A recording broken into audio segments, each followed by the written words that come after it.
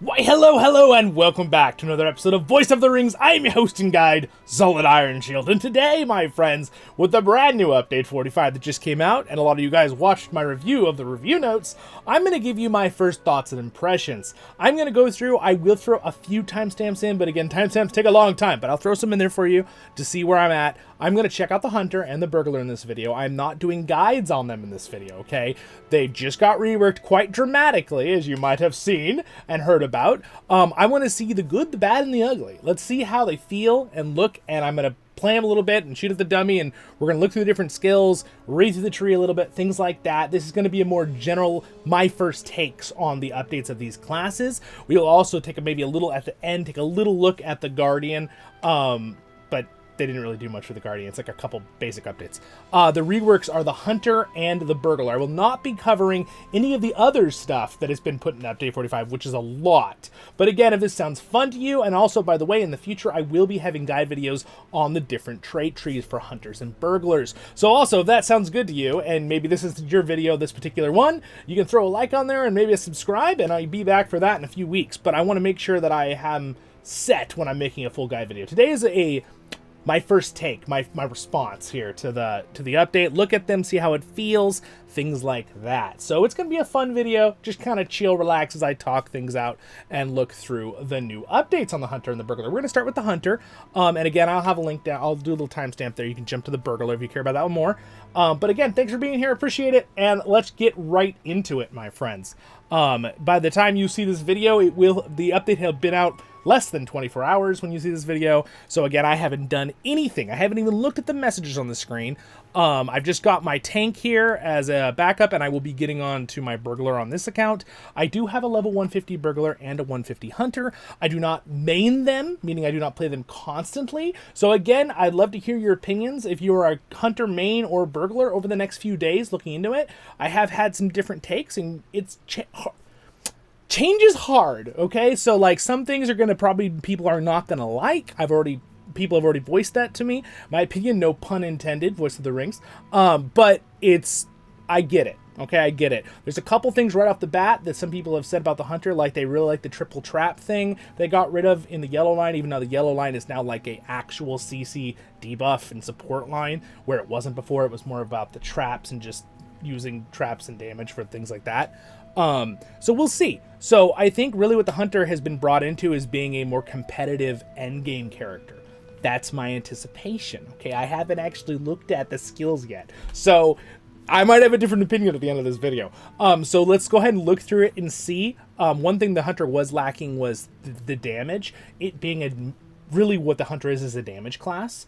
One interesting thing now, because they've updated the yellow line of the Hunter into a more crowd control debuff tree, where it actually has real benefits to being in an endgame raid, you're going to probably see people wanting a yellow Hunter in some raids, possibly, along with like a yellow Burglar or a yellow Loremaster. So that'll be kind of interesting. I want to see how that kind of fits into the meta endgame. Some people have been arguing, and rightfully so, I don't mean argue in a negative way, like saying this, right, their opinion, that they feel like, you know, maybe they were basing these upgrades mostly on the end game content for Hunters, right? Instead of more of the mid-level, mid-tier thing.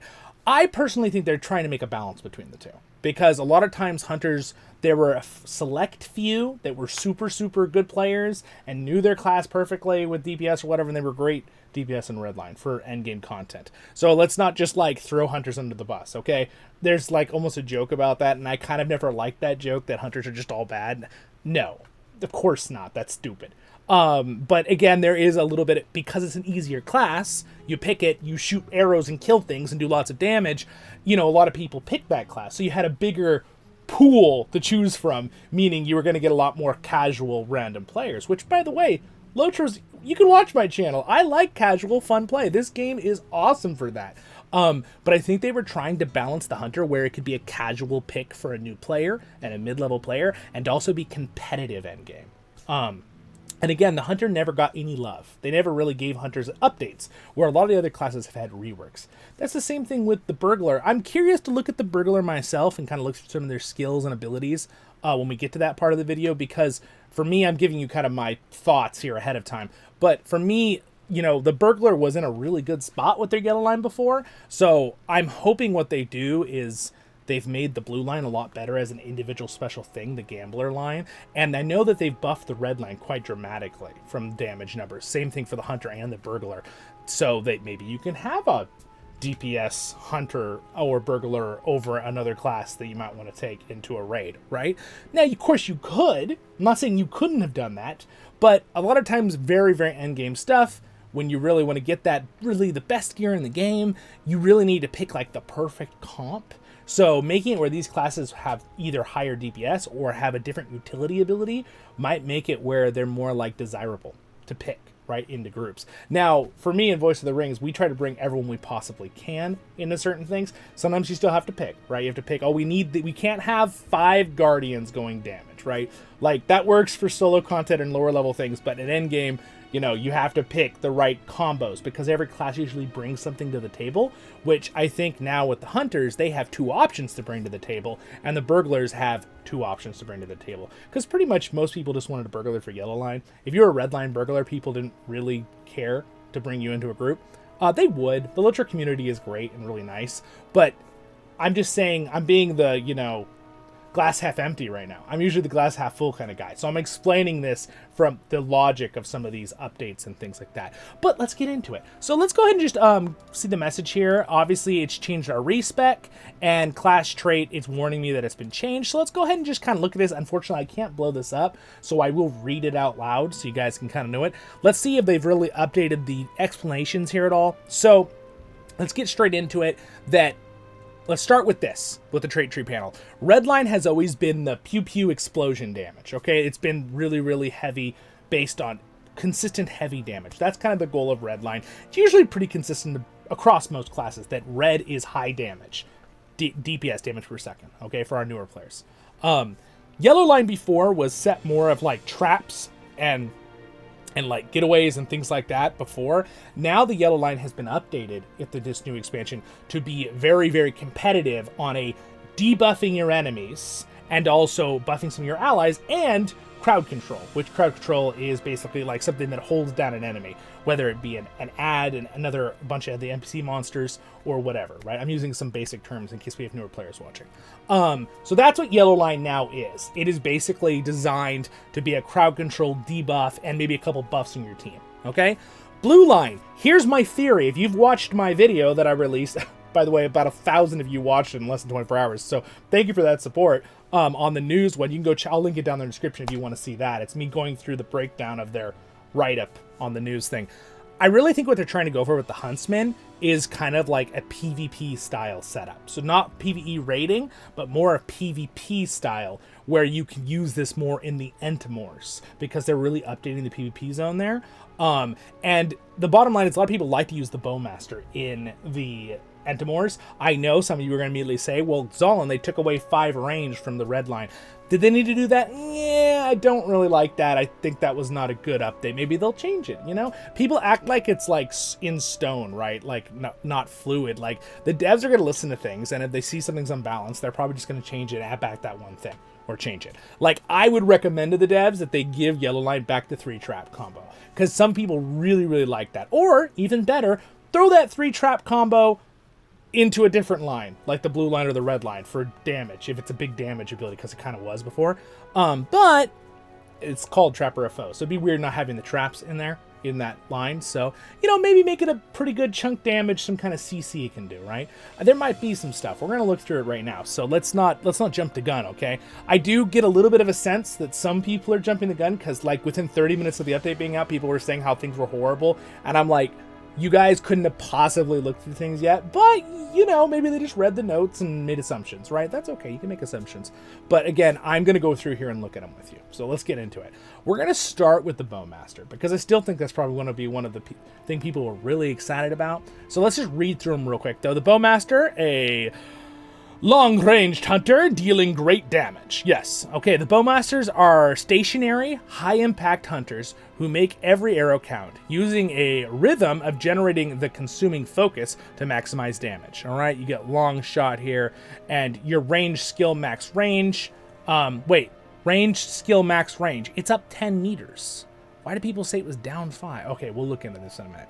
And ranged damage. All right, so plus 10%. You will see that they actually added in some of the passives because they removed the stances, which I guessed in my video yesterday, and I was correct. They just moved those passive stances into the trees because it made sense. Now, is it kind of a bummer you can't flip between with the trees? Yeah, but people usually picked one and stuck to it with that particular tree anyway. All right, so we'll go through their abilities here in a moment. Let's just go ahead and read the other two. The Huntsman, a mobile, harassing mid-ranged hunter. Now, some people were saying they removed the ability to shoot while they're moving, but I was reading in the notes that Blue Line could still do that. So let's go through it ourselves right now and find out in this video. Huntsmen are mid-ranged mobile harassers, sounds like they still can from that description, who deal sustained damage while free to move. Okay, so I don't know why that guy, someone said that to me, that they removed that from Blue Line. It's clearly still there. They literally say it. They unload rapid volleys, dealing damage quickly. Again, I have a feeling Blue Line is designed for PvP. That's my gut feeling, but we'll find out. Trapper of Foes, a stalwart hunter focusing on control skills to hinder foes, which is, again, they've moved it into what usually most yellow trees are, is a support style tree. There's very few exceptions to this, except for like the Rune Keeper. Their yellow line is like a quick DPS lightning tree, and their red line is their main damage, and the blue line is their healing. So we'll talk about that later, but let's just keep moving onto this. Trappers are relentless pursuers of evil creatures and stalwart companions in the face of powerful foes. Trappers rely on their great knowledge of the wilds and keen combat senses to diminish and control their quarries. Okay, so again, what I said. So let's go ahead and click spec into this. So we're going to spec into red. All right, so now we're going to kind of look through some of this. What I'm going to do is I want to find out, for one, the Trapper of Foes does take 2 points to put into, correct? It does. Okay, so they're all still individual trees. Very interesting thing that they did with the Hunter and the Burglar is they didn't go for doing the support tree. Like for the Gaurdian example, it has its damage tree and its tank tree and a support tree, which means the support tree you can put 1 extra point in each thing. When it comes to the Hunter and the Burglar rework, they didn't do that. I found that was very interesting. Now, personally, the support trees, I'm not really a huge fan of. I like the option of having 3 separate distinct styles in every class. That's just because I like that kind of stuff. Maybe some people don't care. They'd rather just be able to put more points into things. But we'll move on. All right, so let's see what we got. BowMaster, True Shot. Okay, penetrating shot flies faster and hits harder. Okay, well, it's funny that it says flies faster. It just does more damage, it looks like. 25% more damage. Okay, cool. Damage. This one is like the one we had before. Extract Aim increases the chance that attacks will land exactly where you intended. I'm not going to read every little description, but it's plus 5% crit chance at all 5 stacks, points put into it. Fast Draw. All right, well, this is still there. That's cool to know. Quick Shot and Long Shot grant a oh, interesting, long shots. Now, that's a new term. Oh, there's the, this is the corruption removal, too. We'll look through all of these in a second here. Where is Long Shot? There it is. Knock and loose an impressive dart, which has a chance to greatly increase your focus if it lands. Cool. And by the way, I'm just going to let you guys know right off the bat here in this video, I will drop some timestamps, but I'm not going to do a timestamp every 1 minute like I did in a couple of my other guide videos. I will do that in my guide videos still, but this is more of a talking video and conversation as I go through this. So I don't want to spend 3 hours doing timestamps and every other thing I say. I'll just tell you, I'm going through BowMaster, I'm going through Trapper, I'm going through Hunter. We're in BowMaster right now. Knock and loose an impactful arrow. Okay, sweet. Gives you plus 3 focus, 15% chance to apply. I'm going to have to move around my skills a little bit once I've picked them up. We'll see what I can do with my full 98 points here. I'm kind of curious what we can get into here. So it makes your bow inductions faster. And gives you for a duration. This is stacks up to 3 times for 12 seconds. So this is a stacking ability that has a chance to appear, I believe. Grant a stacking buff, which oh no, it just grants it. I don't think it's even a chance. So that's kind of cool. So at 5 stacks, excuse me, at 3 stacks, I think it's a total of 3 stacks, you get 10% bow induction reduction for 12 seconds, and I'm assuming you could just refresh that consistently with those abilities. So cool. Helps your damage. One thing they were trying to do with the Hunters, I hate to pause again, I won't do more, we'll focus on this, I mean it, but they really wanted to make the Hunter, when they do damage, be more like a real like archer, like They didn't want to make them look like machine gun archers because that's what they were looking like. And I play with my crossbow. It just looks like I'm going, it's shooting like 40 arrows. As much as that was kind of fun and hilarious, it didn't really feel like you were being a real archer. It felt like you had a machine gun that you were just unloading on the enemy, which is not really Middle Earth. So, yeah, so that their goal was to increase the damage overall, but make it where your arrows are slower. So your arrows all hit a lot harder, but it feels more realistic. Yet, I'm sure we'll still be pretty quick. I'm using a crossbow here. I could switch to my hunter on my elf to see how it looks like with the bow, but we'll just stick with my character here. He's max level. All right, Swift and True. Sweet, I'm glad they kept this. I was hoping they wouldn't remove this. Increases Swift damage per rank. Max ranks gives Swift's bow a chance to generate additional focus. Okay, so at 5 ranks, it increases your Swift bow's damage by 30%. Excuse me, I'm so sorry about my voice. 25% chance. When I talk a lot and I'm talking quickly for a video like this, it always seems like that's when I'm like, my body's like, you want to yawn right now? You want to? It's like, no, stop it. 25% chance for each arrow to loose by Swift bow to generate an additional focus. Each arrow. There's 3 arrows it shoots. So that's kind of cool. So, and it's 10%. That's cool. That's very cool. 10% for, oh, interesting. It says 10% for Huntsman hunters. Oh, so if you trait into this one when you're in blue line, gives you a little bit of that in that too. That's kind of cool. Okay. Draw weight. All right. Increase the damage for bow skills to generate. So focus builder skills, which is any of your skills that build up focus. I'm assuming you know the basics of a hunter, guys. They're still going to be playing around that, obviously. Focus is your bar right here. Okay. Up to, let's see, 15% damage for those and 15% crit multiplier. All right, so a lot of big, heavy damage right off the bat here. So what else we got? We got Bow of the Righteous. Intent. Concentration allows your bow skills to restore power for a short time. I don't know if this is something hunters are going to need. They already said in the updates that I talked about yesterday in my video that they're lowering the power cost slightly and increasing their damage. So maybe it'll be something you'll need to take, maybe not. Guess you'll find out. Rain of Arrows, it's still here. All right, so you can put points through this. So why don't we go ahead and just start dropping points into them. Clearly, we're going to want to take these. This increases a lot of damage. This increases a lot of damage. Let's go ahead and just take them. Swift Bow, we're going to go ahead and take all 5 points. Draw Weight, we'll take all 5 points. Causes your bow skills to restore power. I'm almost thinking I'm going to skip on this one to see how my power is. I feel like this is probably something that'll be very situational if you need it. I feel like it'll probably be one of those you skip. They occasionally do one that it's not super important. Rain of Arrows, but we'll find out. Maybe we'll need it.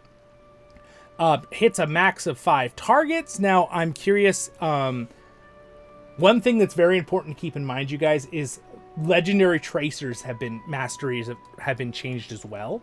So we're going to find this out. It looks like a lot of these are still relevant, but I am going to need to go look at those at the last homely house. We can do a little scan of them in this video, but I don't know if I'll go over them too much just because I will end up making a guide video anyway on every single one of the trees over time, and then you can watch those where I'll talk about legendaries. So we don't need to get too extreme into this video. Rain of Arrows, this is my first take on things, not doing full teaching here, right? Though I will continue to speak it so you guys know what I'm saying here. Rain of Arrows gives you your skill Rain of Arrows, and if you put 2 points into it, it makes the Rain of Arrows critical multiplier and crit chance. 2% crit chance, 10% multiplier. Okay? Looks pretty nice. This one to it. For each target critical hit with Rain of Arrows has a 50% chance to reduce the cooldown, and it becomes 100%. So this is something that's really cool. This is a huge update to Hunters, okay, that I was reading about. Your Rain of Arrows now costs... It's only 6 seconds instead of 12-second cooldown, and they reduced it from 2% to 1%. But if you shoot 10 targets, or if you, I think you can increase this if you have the increase. Do I have it right now? Do I have the increase on? Let's see if I actually have it on. If I do that, no, range extended single target. I do not. So you could technically get the one that increases how many targets you can shoot. So 10 is the generic flat amount that it normally does. But if any, 4 of those crit, that's 4 seconds off that 6-second cooldown. In theory, if you have 10 targets, or you increase this, maybe you have 14 targets you can shoot. If 6 of those 14 get crits, you could cast it again instantaneously. Like, that'll be really fun for clearing ads in many different things. It'd be fun in PvP, too. But yeah. All right, Mercy Kill. Okay, this is similar to what we had before. Merciful Shot is better aimed at your target, blah, blah, vitals. What does it do? 4 ranks. It makes your Merciful Shot critical damage 10% more, and the 20% Merciful and Huntsman Shot damage by 20%. Interesting. Again, this looks like they're showing that you can chain from Huntsman into this to make your skill do more damage while you're in Huntsman. Interesting. I find that interesting. So they're still making it where some of these damage buffs can be added to the Huntsman tree. Maybe to make it where Huntsman could be viable for PvE as well. Maybe you need to move around a lot when you're in a certain fight. Dragon Tier 2 Lightning fight. Or others. Where you really you lose a lot of DPS because you're running around and you're not able to actually shoot. Maybe going Huntsman with some of these Redline added to it would be a good, legitimate strategy now. You have to do damage parsing. But honestly, is it better to stand still in between those times you're running around and do damage? Or is it better to be able to do damage all the time when you run around? I guess you could do the math, right? As you become a more and more player in that. So anyway, we'll put 4 points into that. We'll put 2 points in this strength. Increases your range damage by 4%. Seems a little low, but we'll see what else we get with buffs there. Bodkin arrows. I almost said bonkin, but it's bodkin. Bodkin arrows. It says at 5 ranks, your focus building skills do 15% more damage. All right. Deadly precision. This on every harmful skill on critical hit plus 1 focus. That's amazing, right? You're just building up your focus. See, so hunters are still going to want to have high damage, high crit, like most DPS classes are going to want. Huntsman Blood. Okay, this has gotten a lot of changes. Huntsman Blood has a lot of things removed that it used to do, but it's apparently been buffed in healing. So let's see what it does. At 4 ranks, Blood Arrow does 80% more damage. It costs 80% less power, and it does Blood Arrow initial heal is less? Negative 8% initial heal? Does that make it less? So it's got to be more, right? 10% of your max health. Wow, it's just a flat 10%. That's pretty awesome, but it's a 20-second cooldown. So let's go ahead and see what happens when we put the points in here. What happens to it? Let's just check it out real quick here. Oh, interesting. Yeah, so it does a lot more damage, but you do lose the healing. Interesting. Weird. So that's so interesting. So there's basically, if you are in a fight, this is what this is. You're in a fight, you don't need the sustain nearly as much. You don't get hit a lot. There's no big AoE hitting you. Then it would be ideal to put the 4 points in because you are massively increasing that thing's damage, like by a lot. 80% increase is almost doubly increasing its damage, right? 80% on top of the original amount. It's not a 100% increase, but that's a lot. So I think that's what's going on there. That's the idea, and it costs a lot less power to use. So you can really kind of spam it in between to do more damage. Interesting. We'll leave points in for now. Just kind of think about that and see. I find it weird that putting points into that would reduce the heal, though. I understand it because it hurts you, right? Because the sustain already needs to be buffed for the hunter, because the hunter really struggles when it's sustained by themselves. That's one thing that's interesting. We're gonna have to test a little bit, see how it works. All right, in for the kill. Heartseeker leaves your target bleeding. This is similar to how it worked before, and all bleeds become more potent. Heartseeker applies a bleed that does 2,000 something on it every 10 times. It's a pretty good bleed, and 5% more damage over time, 10% for all your bleeds. All right, interesting. I'm not quite sure how many bleeds we're actually going to be getting in Redline unless we can trait them into Blue Line. So let's find out, because Blue Line supposedly has more of those. Long Shot. 3 ranks increases Long Shot's damage and focus by... bonus focus chance is 25% higher, and the Long Shot damage 25% higher. So we're going to put all points into it. We're going to put Upshot is at the end, interesting, and then Plant Feet. All right, so Upshot is this attack does additional damage based on focus and consumed. this has been updated. So this should hit very, very hard if you have full focus. Now we have this one. Plant your feet. Hold your ground even under enemy fire. While inducting, you take 20% less damage. That's cool. I mean, that's cool for raiding. That'll make hunters far more tanky. Cool. Now, I know they switched some stuff around. So I wonder if that's how long the cooldown is on this. And that will probably be the one up. Let's see. You know what? Actually, I think that just works passively, right? That's just a passive ability. I'm like looking for it. I'm like, well, it's not here.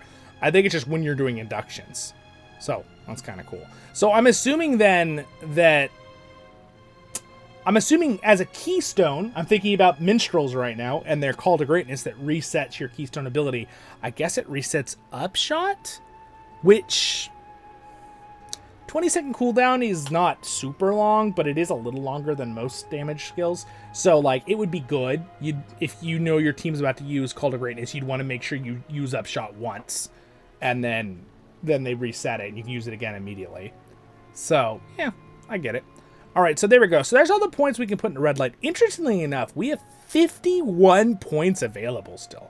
That's crazy. What did I not put in? Oh, this one. Focus build-up damage. We need the points in this one. So we're going to put points in that one. I'm going to totally ignore this one. Because I probably wouldn't use it. Unless you're running out of power, then you want to use it. So let's just real quickly look at the side here. What are the passive bonuses you get as a Redline? 10% increased range damage. Sweet. Hemorrhaging shot. Increases the critical chance of all bow attacks. 10% crit chance on all bow attacks. That's awesome. Just a flat 10%. Oh, excuse me. Crit damage. Okay. That's a little more reasonable. I was going to go crit chance? That's insane. Okay. I would have been like, that's overpowered is what I was going to say. But crit damage, that's good. That's good. A strong draw. With enough practice, any technique can become second nature. -1 penetrating shot focus cost. Sweet. So your penetrating shot just costs 1 less. Penetrating shot, by the way, now is the one that does the physical and tactical mit reduction, which I'm trying to think if it did that before. It might have done that before already. I'm trying to remember off the top of my head. Let's keep going. Swift Mercy. Swift Bow has a chance to make Merciful Shot available. Cool. All right, meaning it resets its cooldown? Make it available. I'm assuming that's what it means. A massive damage shot that unlocks... Oh, excuse me. Okay, Merciful Shot still unlocks when target is below 50% health. I knew that. I thought they changed that for some reason. Maybe it's changed in the other tree. We'll see in a minute. But I got it. So if they're not below 50% health and you see this proc, you'll want to use it. And that's your Swift Bow gives you a chance to do that. Improved Swift Bow. Okay, so then we got Heart. It gives you Heartseeker. That's one of your keystone things. Adds 5 focus, which is a new thing. That's kind of cool. So you can do your full combo and use Upshot or use Merciful Shot. Get rid of all your focus and then immediately do, right when you've used Burn Hot, use those and then immediately use Heartseeker, do a bunch of damage and have all your focus back. So that's kind of a cool combo. See, the thing that's weird to me is that I feel like Burn Hot is a 1 and 30-second cooldown. I don't know why Burn Hot isn't at the bottom here, because it should be the keystone that gets reset by Call to Valor. It would be very interesting to me if it does it anyway, but I doubt it if they have it over here. That's weird to me that they didn't put it here, because it's the 1 and 30-second cooldown or Heartseeker. 50 seconds. I feel like a long cooldown like that is the one that should be replaced. I mean, should be given back to you when they use call to greatness, the minstrels. It's a little weird. I'm not quite sure what's going on there. It would be very, very easy for Standing Stones to move Burn Hot into this spot right here and put Plant Feet over here.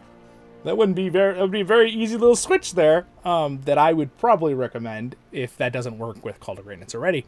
But that's just my opinion. Marksman, Heartseeker, and Upshot cooldowns are reduced by a certain amount for every critical and devastating hit. This is cool.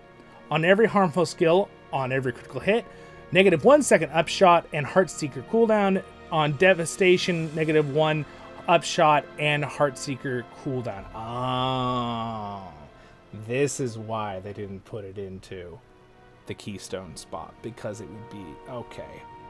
All right, this may okay. So I kind of understand now what they're doing here. If you're critting a lot and you're even devastate critting a lot and you have high crit chance, a minute 30-second cooldown and you're taking off 2 seconds, like every few seconds, you could probably shave off 30 or plus seconds on this. Now, do I think it would still be overpowered? Would I think it'd be overpowered if they still swapped those two and made it still work that way with the reset ability? No, I don't think so. I think they could still do that. That's just my opinion, though, but we'll see. All right, let's go through and see some other stuff. So now, how would I want to go into the other trees? I think that it would depend on what you really want. So we have a set trap here. The trap actually does a lot of damage, 16,000 damage. It roots target for 30 seconds, 1 minute cooldown. That's pretty strong. Let's see what we got here. Determination. Learn to make the most of your time in melee range, gaining a chance to restore extra focus when using melee skills. Interesting. Okay. And we're going to have to look how many real melee skills we have. I feel like that's more of a combo you're going to be using with the blue line, because I think it gives you some melee skills. But technically you can use this one, Quick Escape. Low Cut applies a root and temporarily allows you to move without losing focus. Okay, that's kind of cool. I feel like that's pretty cool. Moving will usually, so see how I have focus down there right now? You notice if I move around, see how I lose it slowly? So if I had that and I used low cut, then it would make sure I don't lose focus when I walk around for a little bit. Okay, that's kind of cool. Hindering shot. Barbed arrow temporarily slows your target subsequent rank, so by quite a bit. 30% for 5 seconds? I mean, that's pretty good. I'm pretty sure barbed arrow did a slow before, or was it quick shot? I'm trying to remember off the top of my head. But yeah, we're gonna have to look at that a little bit more. I'm not sure I want to go into yellow. So 5% evade, that's kind of cool. Here we go. Combat traps. Increases trap damage and reduces trap cooldown. So increases damage by 30% and reduces it by 9 seconds. I just made Zollin log out because I didn't move him around. Let me just I'll fix that in a minute once we're on the login screen. And then we have distracting shot, 15-second daze, and then you can buff it for the make the days 20 seconds longer. And okay, so that again, this looks like the whole yellow tree is turned into combat focus. Oh, interesting. All right, that's interesting. The combat focus is in a tree now. Combat focus rapidly increases your focus. Focus is required to use some of your bow skills. But the way they've redone Redline, you probably won't need this. You're going to be gaining so much focus from shooting anyway. We're going to test it in a minute. I don't know why you need that anyway. I know we're kind of just talking about the Trapper of Foes. I'm going to have to probably just drop a timestamp and be like, yeah, no, I'm talking about the Trappers of Foes. We'll just kind of keep going through here. So maybe I'll go in through this more deeply when I set up a yellow line here. So physical and tactical mitt, survival gear, that was already there, I think. Blasting arrow. Launch an arrow loaded with fireworks into the air, dazzling enemies. I want to see if that has a cool animation. We're going to check that out. That's cool. It does damage. I mean, 5-second daze. I mean, it's kind of like almost like Bane Flare kind of feels like. But it's not as nearly as long of a stun. Bountiful Purge. This is cool, by the way. This is a new thing. Learn to purge poison from many allies at once. One thing they've updated that I'm very happy they updated is the purge poison. It's instantaneous now. There's no animation. You can do it on the move. Before, your guy would go and like wipe himself off, and you couldn't move for like a second while you were doing it. It was such a pain, and now you can just cast it whenever. And they buffed it. It removes any poison and also removes one other of any effect. So it's actually better than other classes. So it can remove one effect like other classes can of any of the 4, and on top of that, it can remove a second poison. So you have 2 poisons on you, not stacked, but separate poisons. You can remove them both, right? If they're stacked, that's not how it works. You can only remove one of them then. It's a little bit different. You'd have to use a pot, right, to do that. You know that. Everyone who's here, who's a main hunter or endgame, you know that. Let's see here. So it looks like Strength of Earth. Rain of Thorns. Rain of Thorns, arrows down upon your enemies. I'm curious how far you can trait into yellow. Can you get to almost volley? What? Loose multiple arrows at once. Cleansing corruption from several targets in small area. 10 targets. That's pretty cool. So again, the yellow line, horn of... Okay. Blow a hunter's horn with fury and conviction, inspiring allies and giving you the courage. So here's the question. Can I get to the bottom with my points here? Let's see if I can. Let's do traps. Let's go ahead and do that. Okay, let's grab this one. The black arrow. Let's go ahead and put a point in. Let's just put a point in each one and kind of see what we can get to. Curious how far we can get. We get that ability. Let's go ahead and get this ability. I'm just going to see how far I can get down. Let's get that ability. It'd be cool if we could have got to the bottom, but doesn't look like it. Okay, so you can get down to there. All right, sounds good. Interesting. So, I mean, it's cool that I can get Rain of Thorns, which I think it just upgrades Rain of Arrows, right? Or is it a separate skill entirely? This is the question. Let's go ahead and put the points in and see. It is a separate skill entirely. Cool. Okay. Wow, so the yellow line is going to be... I mean, that's cool that you can get that in the red line. So why don't we look at a couple of these skills real quick. Let's go ahead and test a couple and just see how they look, see how they feel. I'm actually going to turn up the sound effects because I'd like us to be able to hear them. Not too loud, but let's go ahead and just turn them up to about there just to kind of so we can hear what's going on. All right, so for one thing is I hate how my layout is right now. I hate when your updates like this mess up your whole setup so much. So normally my layout for me personally with Hunter is like this, and then I would have my focus. So here's the thing, that's combat focus not just being there for every tree is a little weird to me. So what I do is I do these in order, right? So I know that Upshock eats all your focus, so it's going to be more towards the end of my setup. This one adds 3 focus. This one adds 2. So this new skill I'm probably going to set right there because I do it in order. Adds 1 focus, adds 1, adds 2. I'll talk about this in my guide video later. You can do whatever you want. It's up to you guys. Blindside. This is now doesn't do a lot of damage. It's just an interrupt. So I might actually keep that above. All right. This can cost 2, cost 3. Cost 2, so I'll probably switch it to there. You know what? Maybe I'll just do this. Maybe I'll do it like this, and I'll do my interrupt and my other one there, and that'll do he's here. And then, let's see. How much does this one cost? 5. This costs 6. We'll drop in arrows in right there. This one costs 6 as well. I'll just keep it above for now. Let's go ahead and kind of see what they do here. So, see how this feels. All right. Okay, so definitely it feels slower, right? My shooting in general, but I am clearly hitting way harder and my guy is not geared out. Like, all right, let's see. Let's see what this looks regular. Okay, that just looks like regular Rain of Arrows. Not much difference there. Let's go ahead and... All right, I actually opened up. I should have used Merciful Strike. 182,000 with the upshot. Wow. Okay. Let's see this. That's a lot. This guy is not geared out, you guys. He's got bad gear. I just want to point that out. Yeah, 182,000 crit. That's a lot for how bad the gear is on this guy. Let's go ahead and 212,000 devastate crit with Merciful Shot. Wow, 100,000 with Rain of Arrows. Okay, so I just want to show you guys that I literally have level up gear, okay? Which, if any of you have done a Valor Breach, you know how bad level up gear is.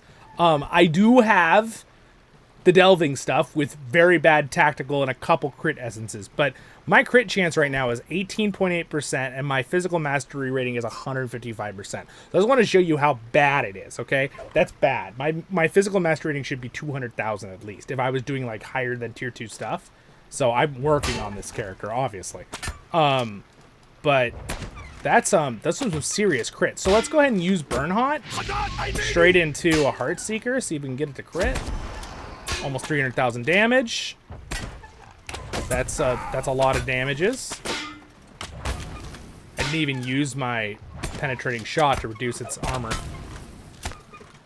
So I'm curious how this works with a... So, Blasting Arrow, it adds 3 focus. Let's see what it does. Oh, that's kind of cool. It's literally just a little firework. I kind of like that. Now, interestingly enough, it adds 3 focus. So, if I was going to put it into my setup from Yellow Line, if I wanted to use it all the time, I could. But I kind of want to see what we do with trading into some Blue Line. So, so definitely I shoot much slower, and I feel it. It's pretty drastic, right? Oh, interesting. That's a lot faster. The combat focus.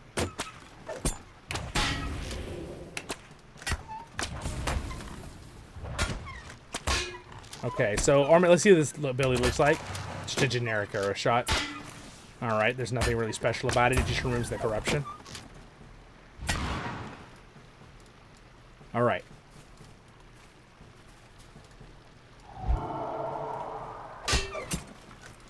All right, let's go ahead and stay in melee range here for a minute. So what have I used? Distracting Shot. All right, it's the regular Mez effect. Let's go ahead and use this again.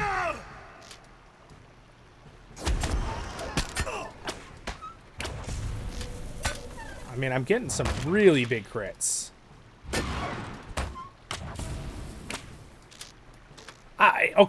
So what I'm feeling is, because I just played my Hunter this last week while I was doing stuff with him, testing. I'm feeling a massive damage increase. It feels a little rough shooting slower because I'm used to the machine gun, which it was kind of fun, right? Even though it kind of felt unrealistic. It's like, I can shoot arrows. I'm the BowMaster of Helm's Deep, right?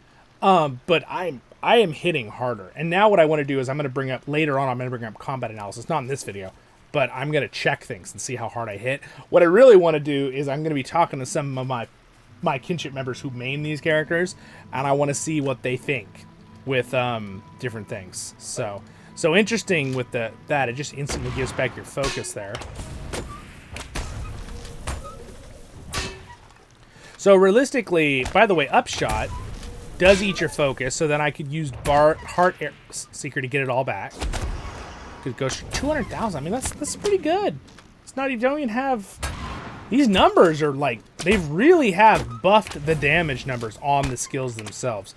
What is the Strength of Earth do the same thing? Yeah, it's just a heal and power over time.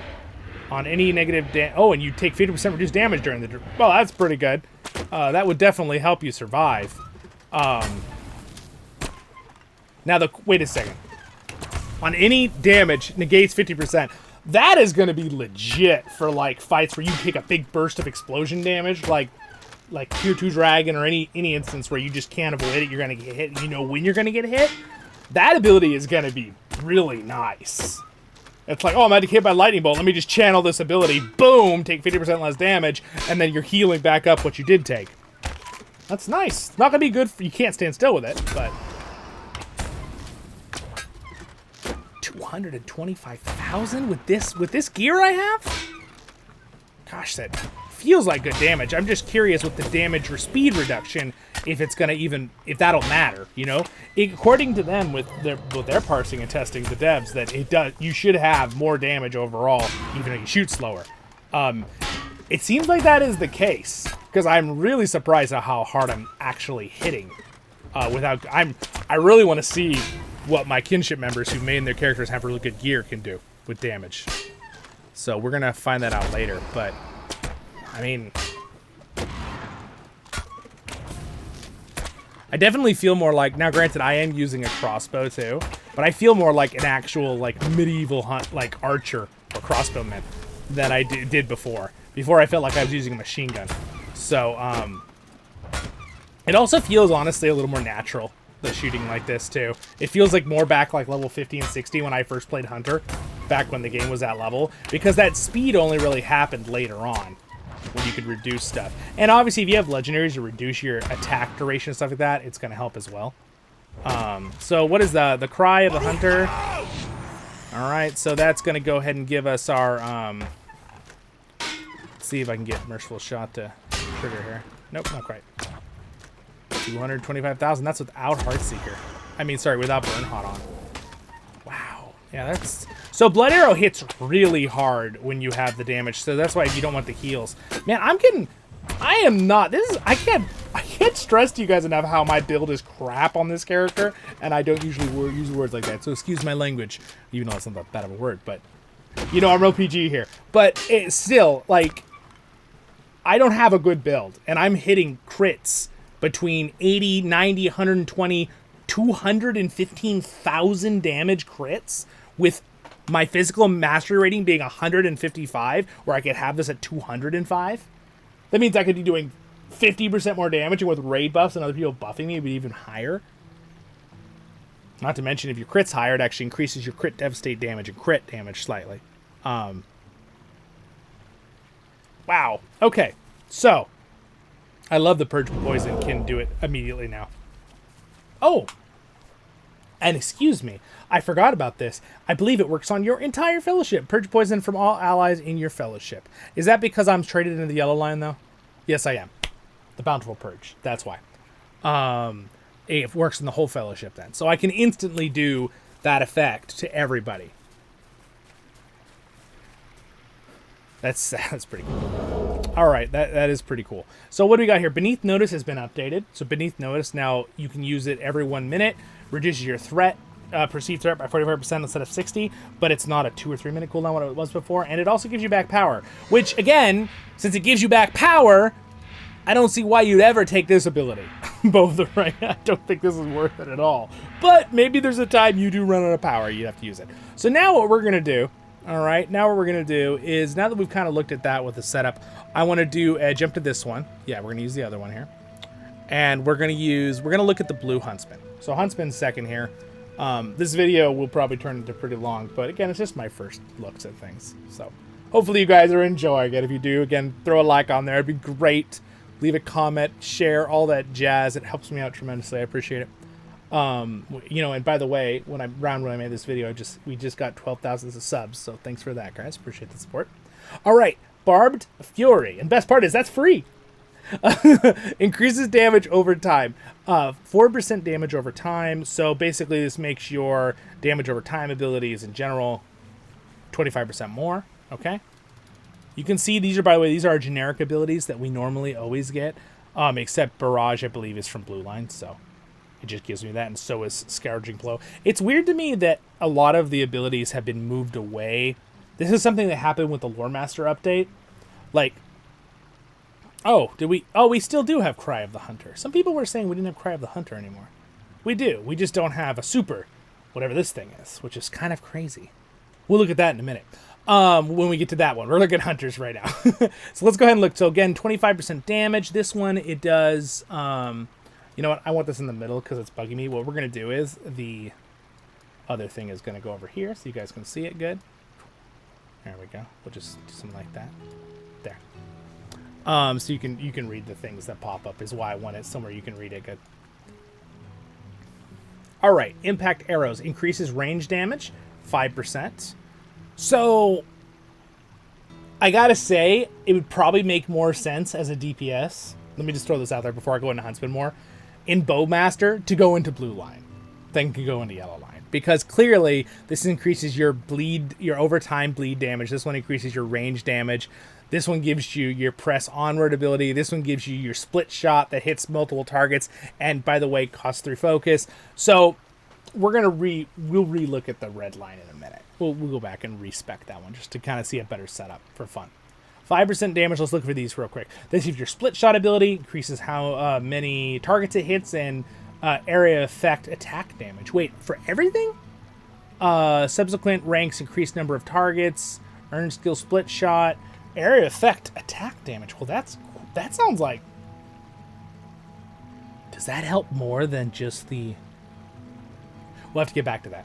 I think that might help all of your area effect, which means it'll help like your rain of arrows and stuff in Redline, which would be legit. We'll find that out though. That'll be more damage. Yeah, see, so it makes sense to me if you were doing full damage glass cannon-ish build for PvE raiding, you'd probably do BowMaster into Huntsman. That's probably what you would do. That's kind of how that's what I assume. Let's see. Quick Shot has a chance to generate 1 additional focus. This is legit. 20% chance to shot bonus focus application. Yeah, that's again something. That's literally what I said, didn't I, a second ago? That I said it kind of feels like it's still hard for me to generate focus.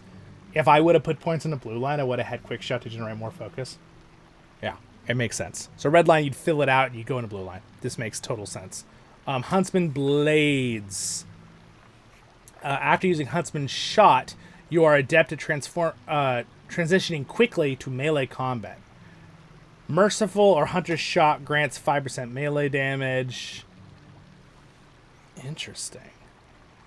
So this, again, this sounds like it's for PvP. Because if a creep gets on you, you can do range and use this and then fight with your melee abilities up close, back up kind of thing. The Chase. No mischance penalty for movement. So, I don't know, why were those people telling me that they removed the movement ability? You could get this in Redline, but would it work with inductions? That's the problem. Many enemies flee at the sound of your coming, and you have learned to hunt while giving chase. That's legit. That's awesome. All right, split shot we want. Press onward is a big heal. 10% move, 15% movement speed for 10 seconds. They buffed it. Cooldown 1 minute 30 seconds. That seems like pretty good sustain if you get that on top of having your blood arrow now, if you don't put the damage points into it. Oh, wow, look at this. It's healed plus 25%. Strength of blood arrow. Blood arrow heals 5% of your max morale over time. So this is another thing on top of the initial heal from blood arrow. This is cool. Blood arrow focus cost. Okay. We'll put the points into it. We'll find out. Intellect. Intent, concentration, cooldown. That is this ability that we just have all the time now. So this takes off, I think it's, how much? 30 seconds? This is a minute 30 now. In disparate times, instantly reach focus. I mean, that's cool. That's kind of like, that was there before. That's not a new thing. Range damage 5%. What is this one? Close quarters. Melee damage. Bleed removal bonus damage. Okay, so interesting. We're going to put the points in just for this video, but realistically what I would do if I was going to Redline, I wouldn't take any of the melee stuff, right? But bleed, so melee damage 10%, bleed removal bonus 15%. We're going to see that mechanic here in a second. Increase the damage for skills that consume focus. Wow. Okay, how many of these? You probably can get into a lot of these, by the way, if you were in Redline. So you might be able to just kind of cross in between these two. My gut feeling is what you'll be doing is you'll be going between red and blue, meaning if you're in red, you'll put points into blue, and if you're in blue, you'll put points into red. And if you're actually being a support character for raiding, you'll be going into yellow. But you can still toss in these traps and stuff for PvP with your blue line to move and shoot still. That's kind of, I mean, I see what they did there. That's pretty cool. Volley, using the skill, well, you had this in the past, but range, focus, splendor increases your ranged damage until your next shot. By the way, did anything reduce our range in Redline? I don't think it did. Unless there used to be a buff in Redline that increased your range that I'm forgetting about. But we'll look at that in a minute. Relentless. Huntsman Shot, Merciful Shot. Deal additional damage to bleeding targets. Cool. Here's the Extinguish Nate, whatever. Powerful attack that leaves the target bleeding. Scarring Blow will close this wound to deal significant damage. It does. It's a big bleed. 4,000 every 2 seconds. That's a big bleed. All right. And then we've got Rapid Fire. Bow skills that cost focus to use no longer have a cost. Duration 10 seconds. 1 minute 30-second cooldown. That's good. Wounded Prey. Merciful Shot deals additional damage if your target is already suffering from lingering wounds. Merciful Shot consumes lingering wound on a target dealing bonus damage. Okay, lingering wound probably comes from something over here. Precision. All right, your precision in combat generates focus passively over time. 1 focus every 3 seconds. This is from the original passive they took away. They put it there. I remember I told you they were going to do that at the beginning. Lingering wound. Yeah, here it is. I guessed it right. Lingering wound. Arrows lead a lingering wound that tears up with repeated use. We'll test and see how much it does. Adds 1 focus. Real short cooldown. Fleetness. You are able to greatly improve your mobility and your ability to fire on the move. Plus 1 focus every 3 seconds for 13.2 seconds. I bet it increases based on your legendary item. Why it's a weird number. I probably have it. Increases your run speed and you're immune to roots and slows. 1 minute cooldown. That sounds like something for PvP. That's what I sound like. Yeah. Huntsman's Voice of the Rings. I mean, just voice. Reduces the cooldown of Cry of the Hunter and increases the movement speed by 10%. Okay, cool. Low Cut applies the Lingering Wound. That makes sense because it's the wound. Agile Rejoiner, a new kind of an old... Man, this is actually like an old icon. I can't remember what they used this back in the day. Max targets 5. Strike multiple enemies in front of you with a skillful... It's a melee. 5-meter range. It heals you. Restores morale for each enemy hit. Ooh, so 5,000 morale, so up to 5 targets. That's a pretty big heal. Requires at least 3 focus, but adds 3 focus. Interesting. Intense Fire. Every focus Splendor attack. Splendor attack used while Rapid Fire is active increases the damage you deal for a short time. Cool. So let's go ahead and do full points into that, and then like put the other points into here just to see what we can get, right, as skills. Let's like do this. Let's see how far down we can go. Merciful Shot. Remember it said it works 20% with the Hunter. And maybe the Deadly Precision. So you can get a decent little chunk in Redline. But again, I wouldn't pick everything in Blue Line anyway if I was setting this up seriously. I'm just testing stuff. So, gosh, my skills are all a mess again. I'm so sorry. Let's move them around just a little bit because it's actually making me feel like my brain. Okay, so let's go ahead and do I lose Quick Shot entirely when I'm not in Redline? No, it's here. No, wait. This is Fleetness, we'll keep there. Let's see. For melee skills, this is a melee skill. Let's leave all my melees together. This is a ranged. Let's see. So this adds 1 focus. Oh, you know what? I think Quick Shot turns into this, right? I think that's why it's not here anymore. That's why. So we'll put it there. Adds 1 focus. 1 focus. Adds 2 focus. Adds 3 focus. Costs 3 focus. Costs 5. This is a melee. We'll put it up there. Costs 5. My interrupt I kind of like to have in the same spot as I do with the other one, just because I won't get confused then. 0.1 second cooldown, 3 second cooldown. I do it by focus costs and cooldowns. That's kind of in my brain. That's what helps me. You guys can do whatever you like. Costs 2 focus to shoot, but I believe the target has to be bleeding. Or maybe you have to be in combat. I wonder why it's grayed out. So it costs 2 focus. So this guy needs to be here, like that. All right, something like that. That works for now. And then usually I put my... We could just put the melees down here. Could just do this. There we go. Oh, I don't know what just happened to my mouse. It's freaking out. All right, there we go. Get rid of these. These aren't actual skills. By the way, it's now Find the Path is just 25%. I believe you can still increase it to... It used to be only 15%. You can increase it to 35 with a legendary item.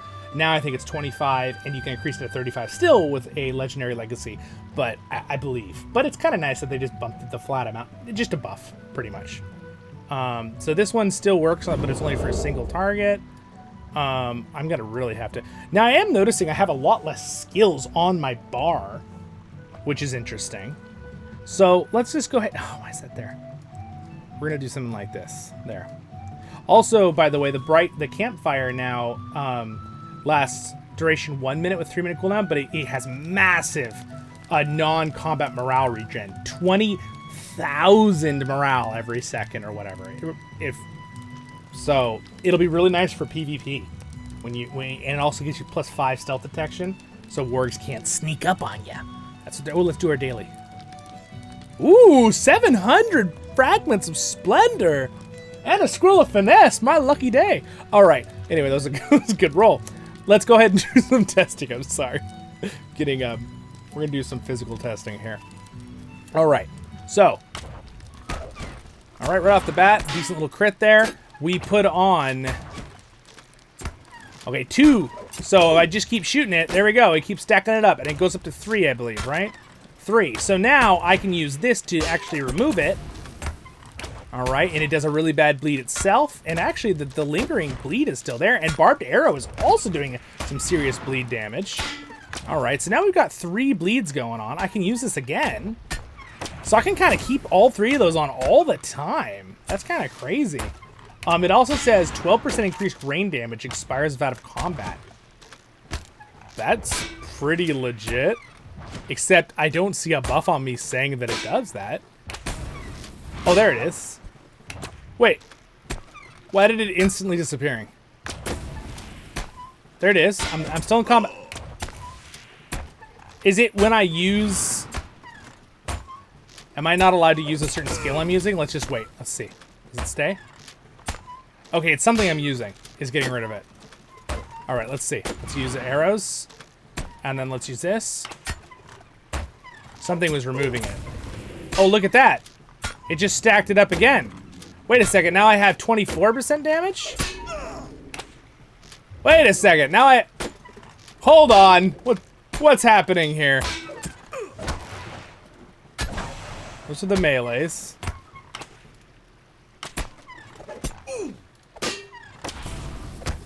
Barrage increases the barrage damage.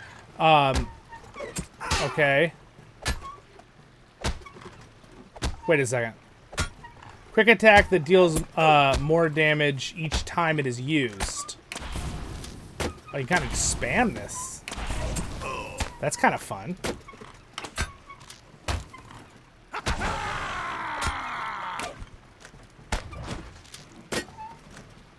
Whoa, interesting. Did you see that? They all just disappeared. Now, is that a glitch with the training dummy?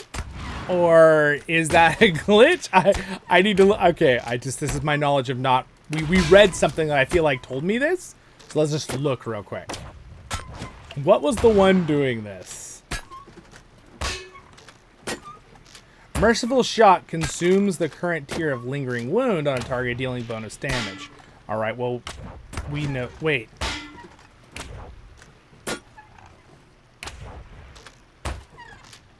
Wait a second, though. Which one is... Hold on. Do I have to trade in to get Merciful Shot? I thought I had Hold on. Let's read this again. Alright, allowing a linger... Okay. I must have misread that. Just pretty badly there. Maybe I'm just getting tired. Merciful or Huntsman? Huntsman's Shot grants plus 20% melee damage. Huntsman's Shot. What got renamed to Huntsman's Shot when I wasn't looking? Barrage, extinct. I don't think any. Blood Arrow. Rain of Arrows. Interesting. So you can just stack it up 3 times while you're in combat. That's pretty legit. Scouring Blow. If Barbed Arrow is present, it does 34,000 bell and arc damage. Extinguish is present, it does 43. What? So let's go ahead and do our stacks here. Okay, and then we use Barbed Arrow. So now we have all of those up. And then if I use this, it just absorbs the other 2. It does some damage. It didn't really crit and really do any much damage there, though.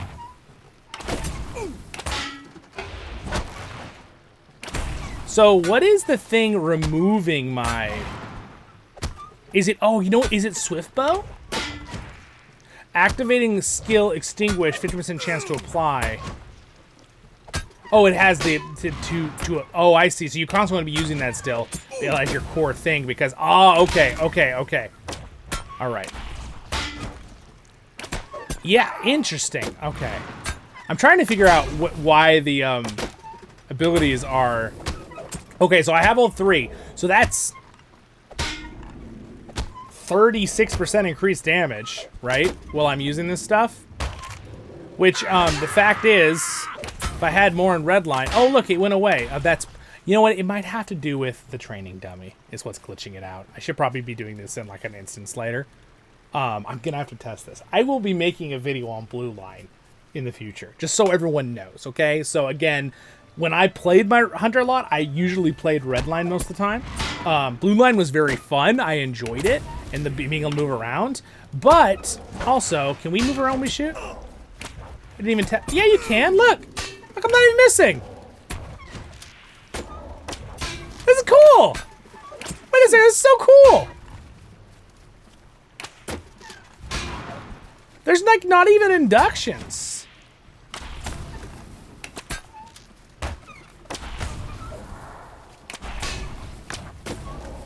This is gonna be really fun for PvP. So this one makes your bow skills cost nothing. Let's check this out. 10 seconds. I can just toss things out. Not costing anything. Boom, boom, boom, boom, boom, boom, boom, boom. That's so fun. What? This is so cool. Okay, I might actually like legitly take this into PvP. Now, I would have to parse this to see if I can get this realistically to do damage in a fight. But man, it would be really cool to use this in one of those fights. By the way, I'm actually like really using up my power. Okay, let's see. Oh, that gives me massive movement speed. All right, increases my focus every 3 seconds. Remember I was saying I was kind of struggling with focus? Oh, that's how you help maintain your focus. Got it. Okay. Got it. Okay, let's do some more stacks on there. So it looks like whenever I use any of my wound stacks, that buff goes away. For the, that's what it seems like, at least to me. All right, oh, press onwards. You can use it while moving. I'm so used to stopping that I stopped. That's a pretty good, gives you more movement speed. Man, you really have mobility in this blue line. Like you always did, but more than before. Wow, I'm actually running out of mana. Remember I said, oh, how do you run out of mana? Maybe this is where you put in this thing, Zollin, Bow of the Righteous, to help you with the power problems. All right, well, this is probably where you need the power then. A lot of these seem to take up a lot of power quickly. Yeah, so it seems like every time... Oh, did you see how much damage I did? I think it consumes them to do damage. Is it this one that does that? After a Huntsman shot, you adapt to... which one? We read one that... I know I read one that said that. My brain is freaking out right now. Range volley, skills, damage. Okay, it gives you a stacking damage buff. This is it. Which lasts until next use... until you next use a ranged skill, which generates focus. No, that's a different thing. That's for melee. Merciful shot now deals damage if already suffering a lingering wound.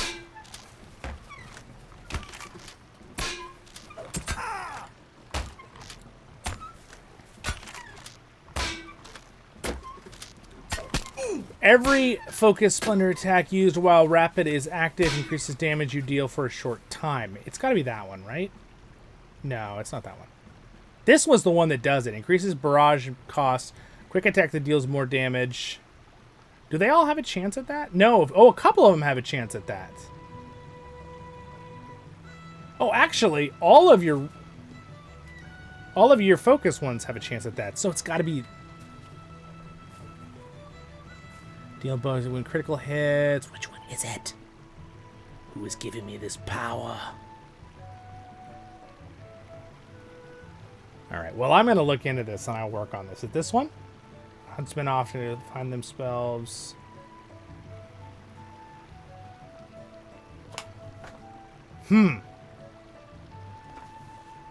It's got to be... I'm going to look at this later at my own video. I'm going to be like, oh, that's what it was. Powerful like that leaves target bleeding, so it will close the wound. Oh, Scarring Blow would close this wound. No, that we already did that. That has nothing to do with what I'm trying to figure out. We figured that out. Activates the skill Extinguish, 50% chance to apply. So this one can activate it. This one has a chance to activate it. This one, all your bleed ones have a chance to activate it. And it also seems like they're the ones that extinct. So it seems like this one activates range. These activate range damage, but it seems like when I use one of these, they have a chance to activate this one, but make me lose my damage buff. Let's do it again. So we're gonna use this ability. Okay. So now I can use this to remove. So now look, I have all of my damage buffs instantaneously. Oh, these. Oh, that's the rapid fire. That's from the other one.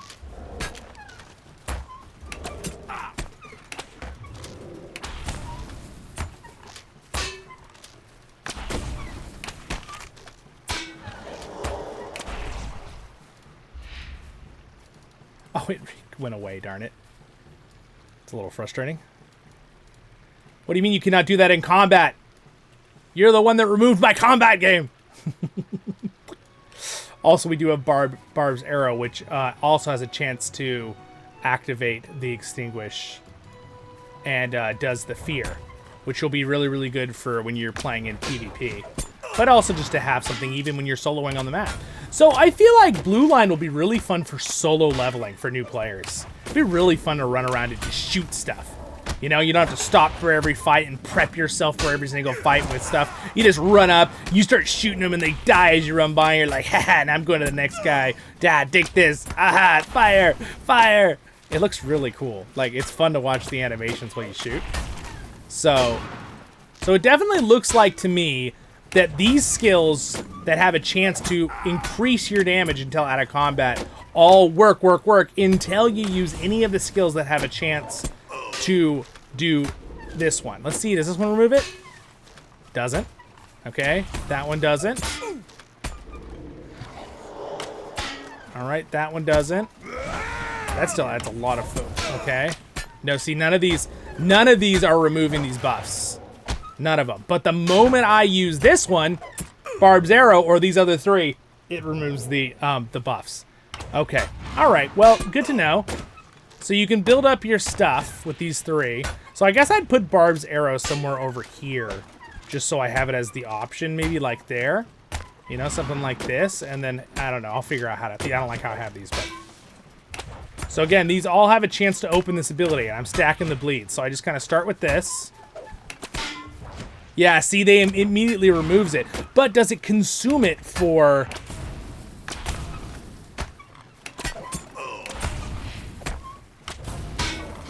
Wow, though, you can really get your focus back with the sword abilities. They all add focus.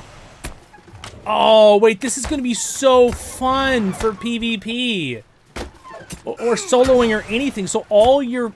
I actually might move my melee skills to over here. Just so I, like, can use them quicker with my control keys. And then put my major buffs down here. Or maybe, like, put my major buffs here with emergency there. Like that. Yeah, like that. And then, you know, maybe I'll do my purge here. My run speed buff in camp. And then my emergency can go here. And I can do Bard's Arrow into these two. Cooldown 10 seconds. 10 seconds. This one adds 3. That one adds 2. And this one adds 3. All right. Something like this, maybe? With my skill setup? Because now I know that these 4 will trigger my stacking stuff and have a chance to trigger my this ability, which I'm going to use. And then everything to the right here will not take away my will add to the damage buff. But it removes my bleeds, right? But I can still use my sword abilities to get this stuff back up. Look at that. It's working. It's working. That is so much fun. What the heck? I'm like really, I'm legitimate. Blah, blah, blah, blah, blah. Cut that out of the video. Editor's on. No, it's too much work. Dang it. That is legitimately so much fun. That is so much fun. I hope that you can generate enough damage in a raid to be able to use that in a 6-man that you have to move a lot, because it would be so much fun to be able to do good damage still and use that instead of having to do the red line. So, okay, Huntsman's fun. Your ability to move, do the bleeds, it's very self-intuitive. Like it's like after I've done it, it makes sense. You use these 4 abilities to add bleeds and to trigger this ability. When you trigger this ability, it does a lot more bleed damage. And then you can start triggering all these to get your stack up damage, where you can use, and then you can use your sword abilities to get your focus up, or your instant focus ability. And then you have the ones that make you cost no focus for 10 seconds. And you have another one that makes you gain focus for 3 seconds for a minute cooldown. Pretty cool. And by the way, your keystone ability, which again is this rapid fire, which your bow skills have no cost for focus. And on every focus bow skill, you plump 1% damage, duration 10 seconds. That's crazy. So can I really just buff that up? How much can I buff that up? So here's what we're going to do. We're going to do this into this. Okay, so... Yeah, it just infinitely stacks it. Every bow skill. So... that must be, okay, so it's not the basic ones. Wow, look at that. It's still up. Oh, it went away. I was stacking it more. So I had 14 stacks on that. 12, 12, 12%. So I was increasing my damage like 50%. Now, granted, I don't have burn hot because I'm not in Redline, but that's a crazy amount of damage stacking. Can you have no focus for 10 seconds? 20-second duration. So you have 20 seconds to keep using any skills that would normally have inductions to keep increasing your percent damage. That's fun. That's fun. All right, we're going to go back to the other page. I'm done with Huntsman. We're going to re-review one thing. We're going to review BowMaster with the other setup. So here's what we're going to do. I'm going to pretend like I'm being serious about this. I want ranged crit. I want this. Swift bow damage, yes, it's our like keystone thing. This because it's good. We're gonna do that because it gives flat damage, penetrating shot damage, which actually does a lot of penetrating shot. I mean, yes. How much does it do? So it normally does 24,000 at the higher ends. Focus skill damage. We obviously want this one. We obviously want that increased damage. Plant your feet. While doing inductions, you take 20% less damage. It's probably good to just have a point in that. But if I was planning on never stop moving, if I could do that in Redline, I'm curious if I can do that. But we'll do range damage. We will go ahead and do blood arrow points. I might want to do Bow of the Righteous just to see. Let's just go ahead and put all our points into this tree. Now, let's see what we can get on this tree. Range damage, 5%. We want that. We want upshot. I don't really need it to have... The area effect, I think, does apply to everything besides split shot. I think it's all your area effect abilities. But let's get the quick shot to have a chance to give us focus.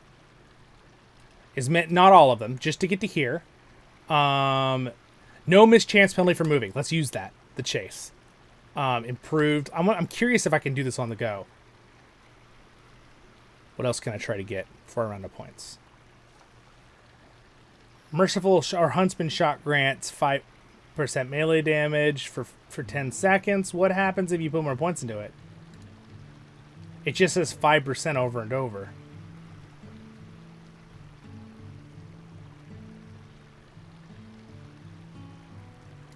Hold on.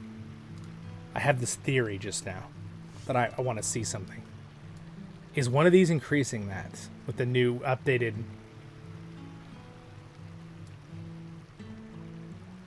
Focus Kuzukumi skill damage.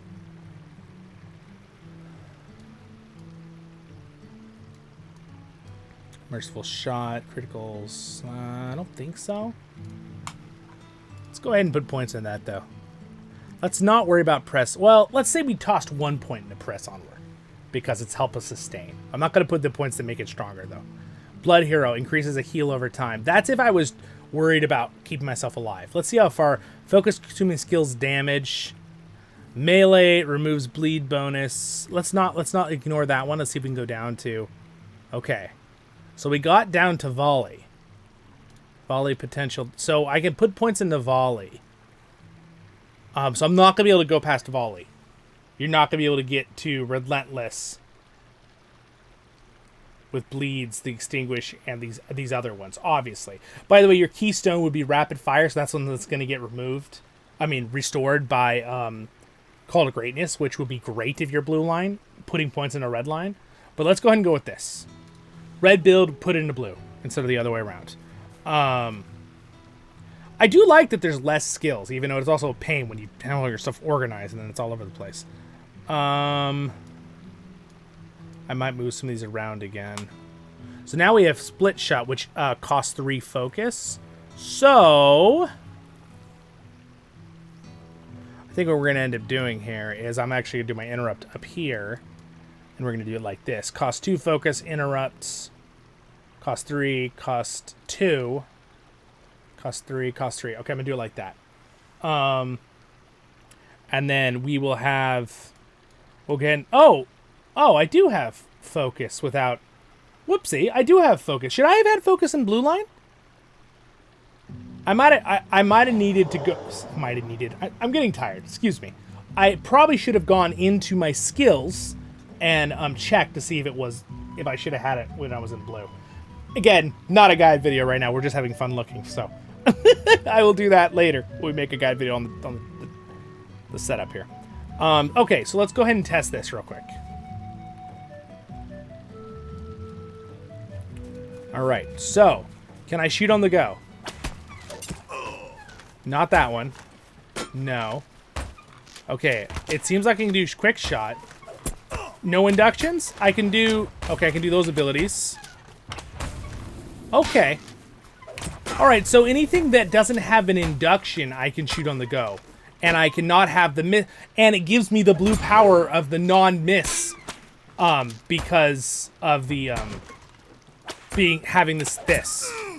The chase. No mischance penalty for movement. So I could run around and dodge in Redline if I'm in a hard fight in a raid and still be able to dish out damage while I'm running. I would just have to stop occasionally to do my induction skills, which, by the way, reduces my damage by 20% while I'm doing inductions. So, I mean, that's really nice. I feel like that we'll see hunters be far more tanky now.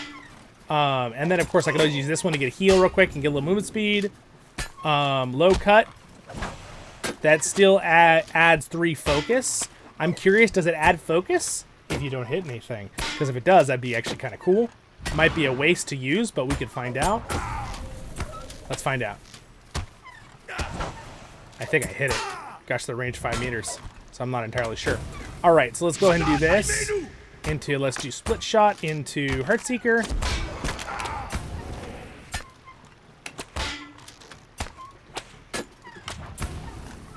Wow, you can really use penetrating shot a lot, and it does a lot of damage. 106,000 with one regular crit with my gear?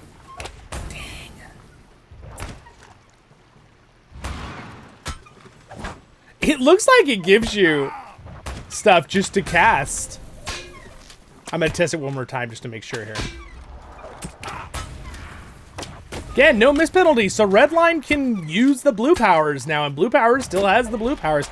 I know... Oh, I really enjoyed the blue tree, actually, at the setup. But, I don't know. I feel like red is still better. Like, still more, like, fun to use. But again, I don't have it memorized by heart. Seeker. No, just, no, that was a bad joke.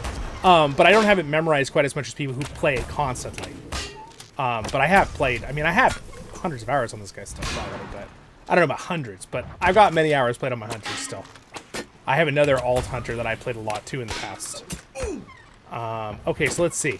I need to use up all my stuff. Okay, and now I'm gonna cast this. Yes, you do not have to hit a target to give you the 3 from low cut. That is cool. And now, by the way, there's a 39% chance that quick shot gives you a focus again, which is great. It'll be really easy to build your focus back up. Wow, that was a pretty legit crit. Blood arrow actually hits really hard if you reduce its healing.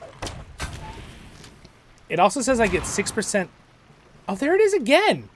It says I get a range damage output. There's a 6% chance to...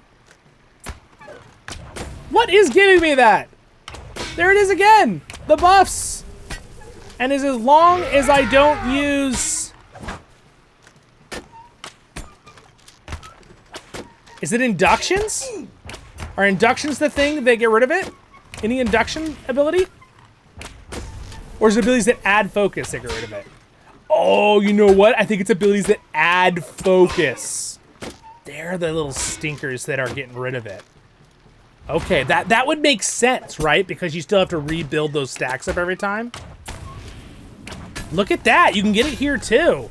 Look at that. 6%, 6%, 6%. It's not as strong as in the blue line movement, but you already have a huge amount of damage increases in red line. So kind of makes sense that you wouldn't. Heartseeker removes it. I'm just curious, is it being consumed to do extra damage? Or if they just get removed?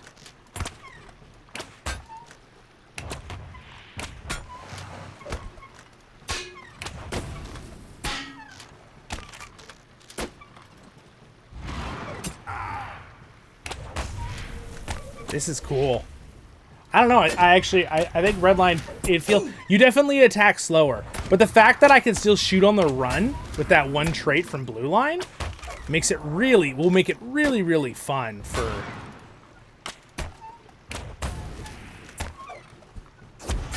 Alright, it looks like in things that add focus, remove those stacks. Which kind of makes sense, because you have to kind of rotate it then. To get your... You have to kind of get your stuff back every time. Which will make the Blue Line good because of the reasons, right? I mean,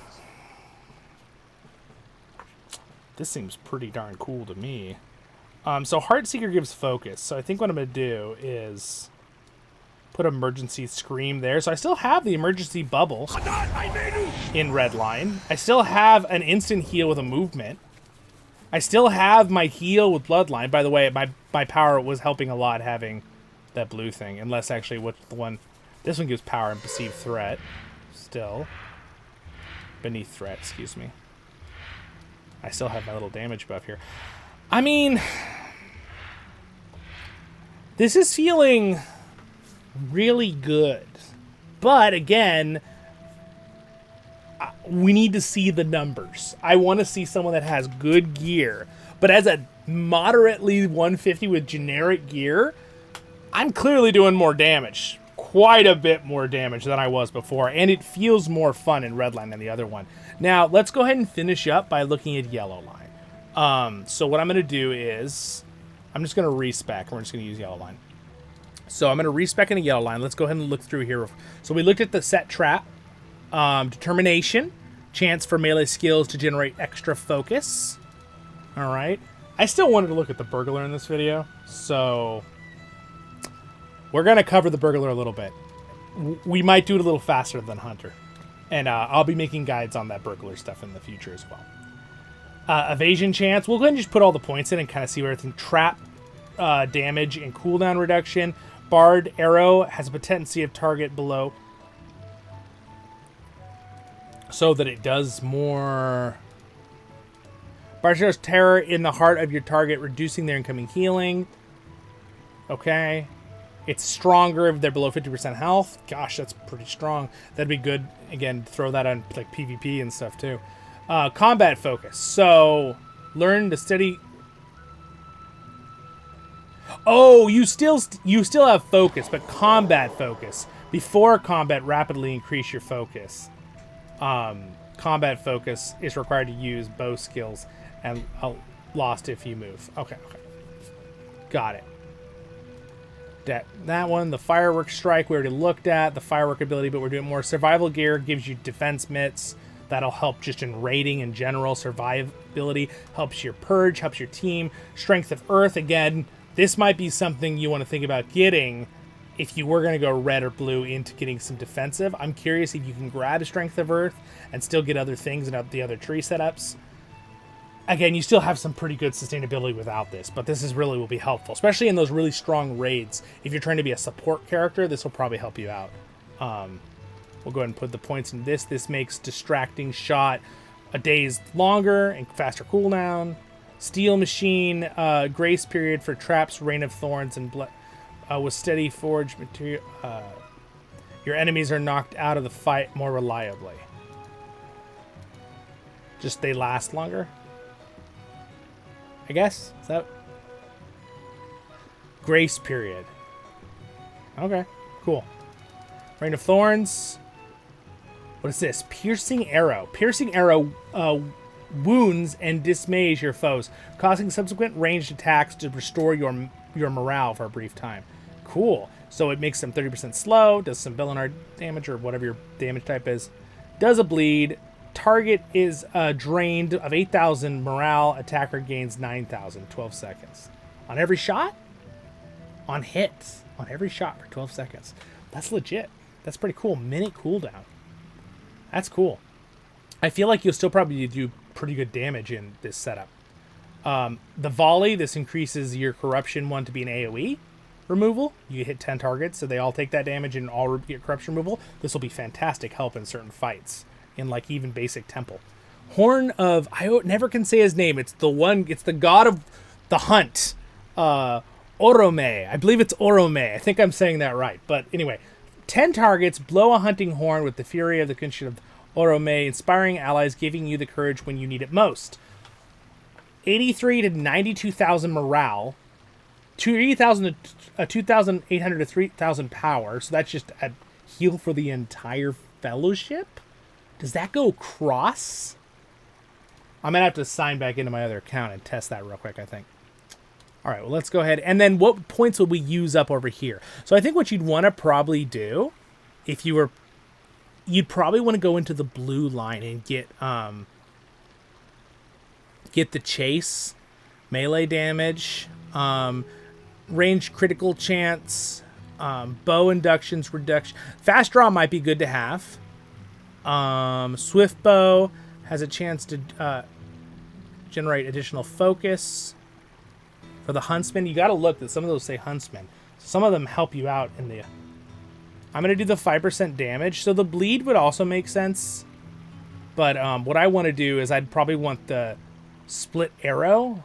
The press onward I'd probably want to throw in there for sustain if I was doing support. Maybe not all the points in that, just a couple. Maybe actually I'd do like this. 1 point in this just to kind of have... Well, what's the point if you're not really focusing on doing massive damage? Depends. I think you just want to be able to generate focus more. And then you want to do the chase. And then maybe reduce your focus cooldown.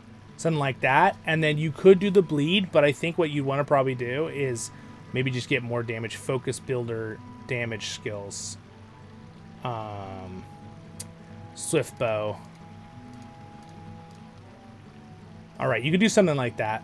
I would actually maybe skip some abilities or in here and then try to get like Rain of Arrows to also have with your Rain of Thorns. So you can kind of like lots of AoE damage. But let's just try this. Let's try this setup for now. All right. So we have a lot more skills, which is kind of cool. Interestingly enough, Purge, wait. This is the same, right? Yeah, it's the same. I don't know why I have two of them now. There are two of them. What's that from? Come on, guys. Tag it. 1 minute 32. 1 hour 32 minutes in the video. What's it from, guys? I'll give you 10 seconds and I'll tell you. Hail of Arrows. This is the really... So it upgrades your Hail of Arrows. That's awesome. Wow, that's a huge... That's so strong. Does it stack with your penetrating shot? We'll find out right now. It's from Star Wars. It's the what's his name in episode 1 where the two Jedi are showing up and there's like, no, there's two of them. I'm pretty sure that's the part with the Viceroy or whatever his name is on the big ship. So there's a lot more skills to be had. So the trap let's go ahead and see how the trap looks. So it's just a single trap.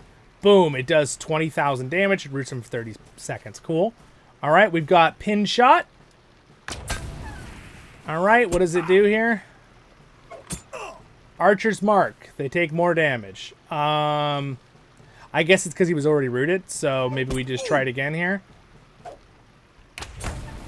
There we go. Yep. So we also applied weakness, which is one of the things. Outgoing melee damage reduced by 10% pretty much, and tactical by 15%, which is pretty legit buff. Hail of Arrows. Let's go and use that. Boom. And let's see if it stacks with this. It sure does, which means the hunter on a single target is reducing their physical mitigation by a total of, 13%? Sorry, let's see here. What was it at? 3% physical and 10, so 13, and tactical 11%. Now, granted, this also applies to all the ads, so it help you clear the ads. That's pretty awesome. And then we've also got... And then this one is now an area of effect. So it would hit up to 10 targets in a small radius. So it's a radius of 5 meters. So 30 meters. So it's like yes.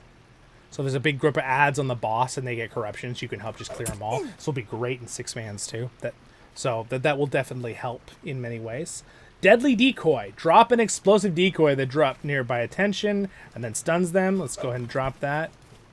All right, and I believe if no one hits it after a time, it goes off. That's pretty legit. And it stuns them for 5 seconds, everything around it. There's no limit to targets, so that should be an infinite amount of targets it can hit. It's just in a small area. That's kind of cool. I like that. And then, of course, you have your blood arrow, does the same thing. And then piercing arrow. Right, piercing arrow applies the slow. It applies a pretty good bleed. And again, whenever I shoot it, I'm stealing their HP. There we go, drain every time I shoot them. Hitting with a ranged skill. Cool. All right, and then we also have Tangled Dart, which is another one. This one starts a fellowship maneuver, which is pretty legit. So this is something that's going to be really cool. There are some fights that you have to have someone go over the fellowship maneuver. In depth, you have to have it.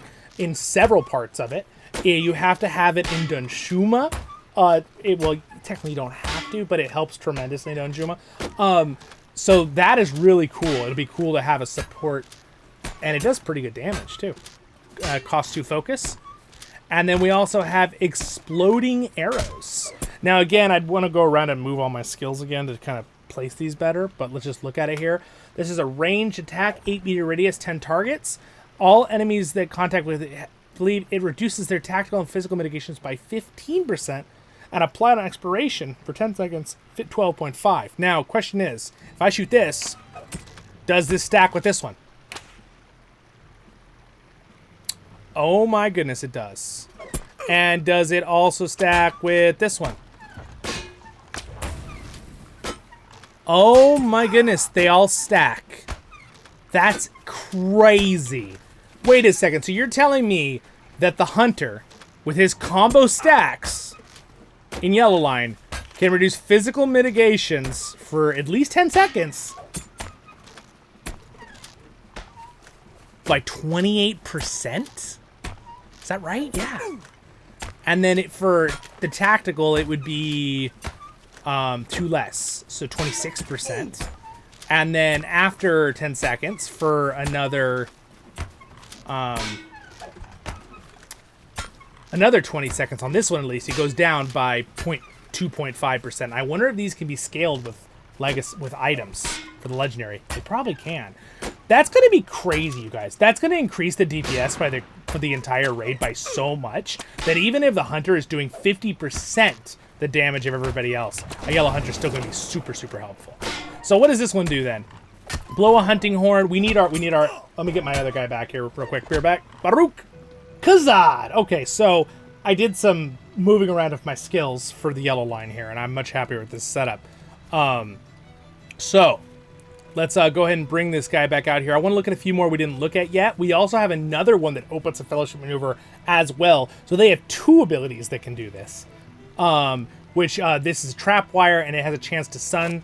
There we go. Boom. And it auto does it too, which is kind of cool. But again, we have both of those. We already looked at Blasting Arrow, but we'll just look at it one more time here. Do a little focus to consume it. And then we'll do the little, which is kind of cool that it does that. So that's kind of awesome. Also, we have apparently... Oh, you know what? Does it switch between Tangled Dart and... Does it switch between them? Is that what's going on here?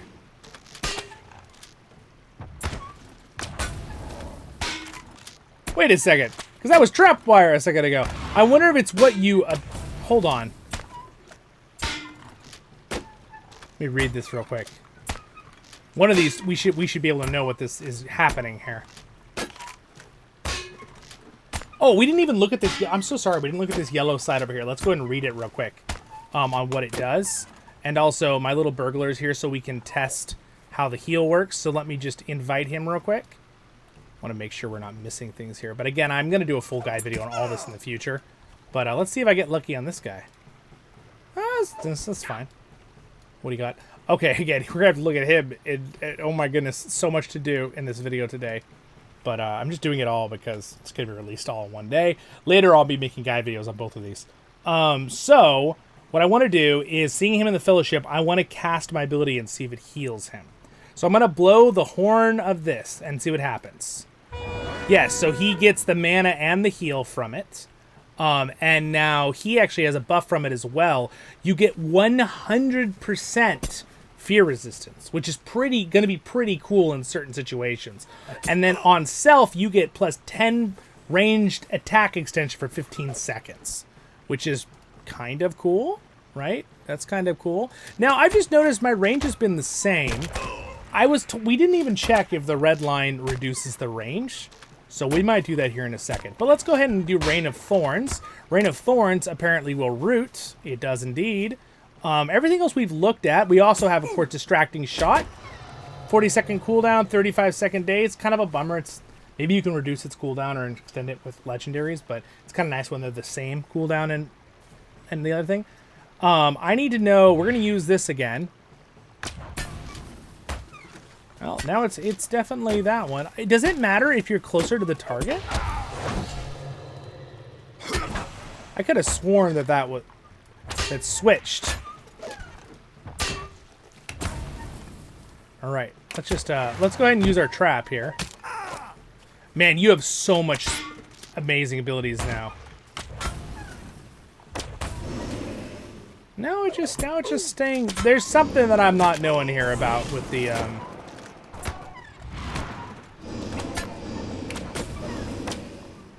one of these abilities must change it, and I want to know what. Stop it! Stop! I want to be fighting.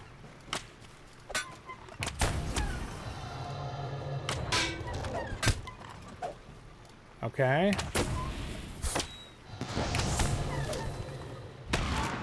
Well, now it's just the Tangled Dart again, the Fellowship. I wonder what made it. Here we go. Now we can do a Fellowship maneuver. Dun dun dun. Fellowship maneuver. Clash of Arms. I'll figure that out later in the guide video, guys. I don't know. My brain. We're going to have to move on from that. My brain is just brain dying here on me for that. So we'll worry about that later.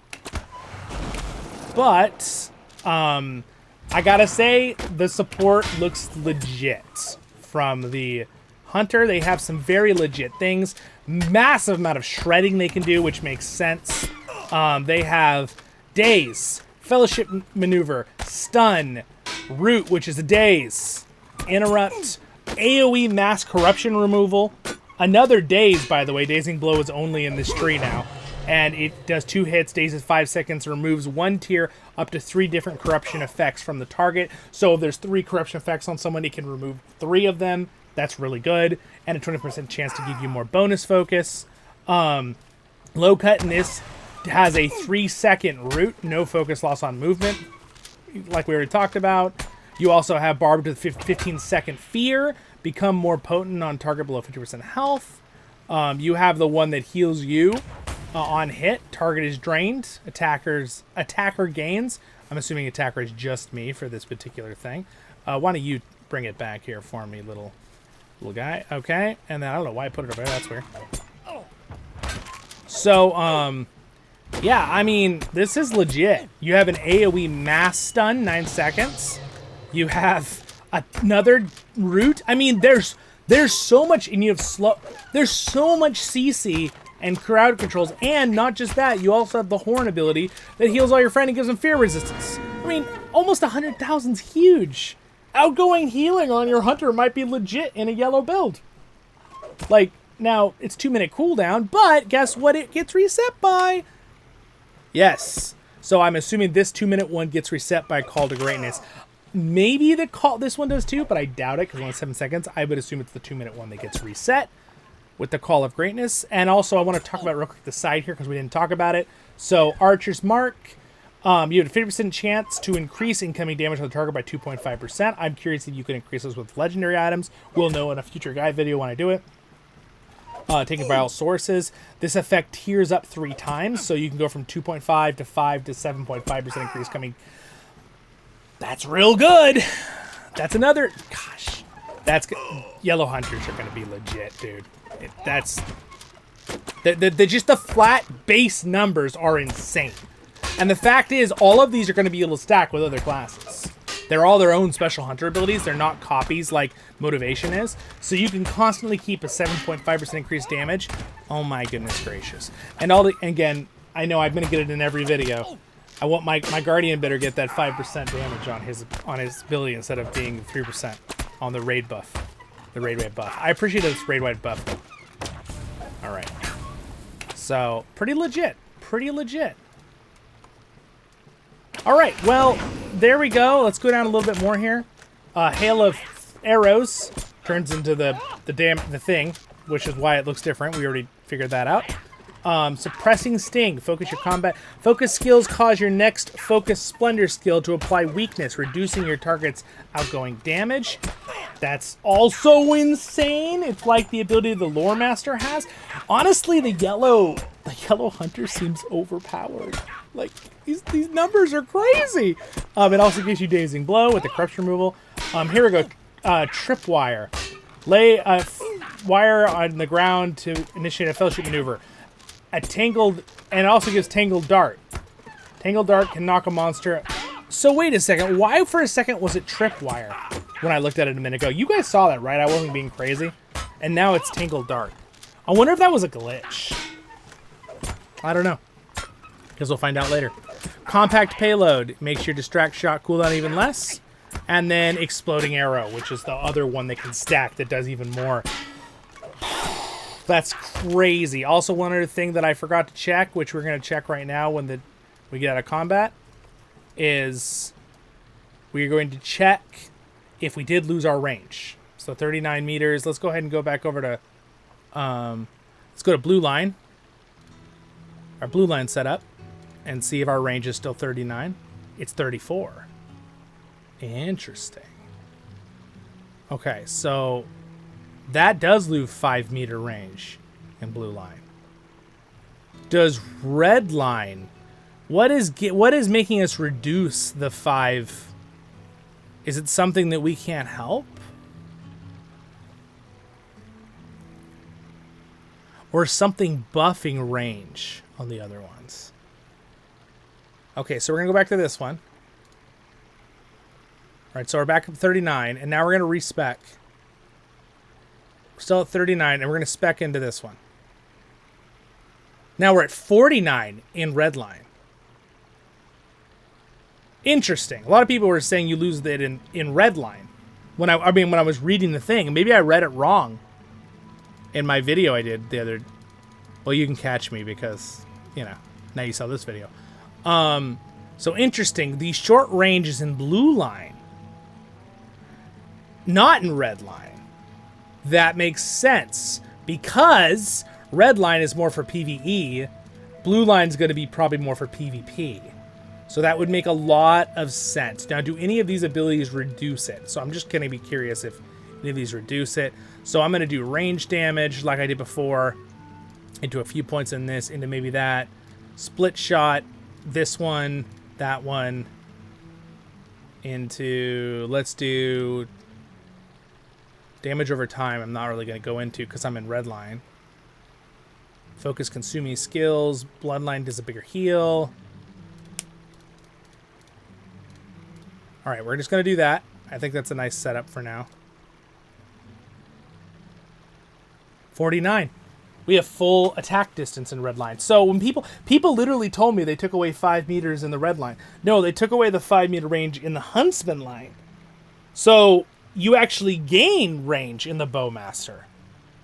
Because this one was 39 in yellow. This one was 49, and in blue it was 34. So it was 5 less. So I think that's because it's movement in the blue line. Because it's interesting because it's for PvP, right? But at the same time, there will be a benefit to being in red line in PvP, especially if you're in a siege. Like the monster players are attacking you and you want to be able to shoot farther down off the castle, you'd probably want to flip to red line setup out of combat.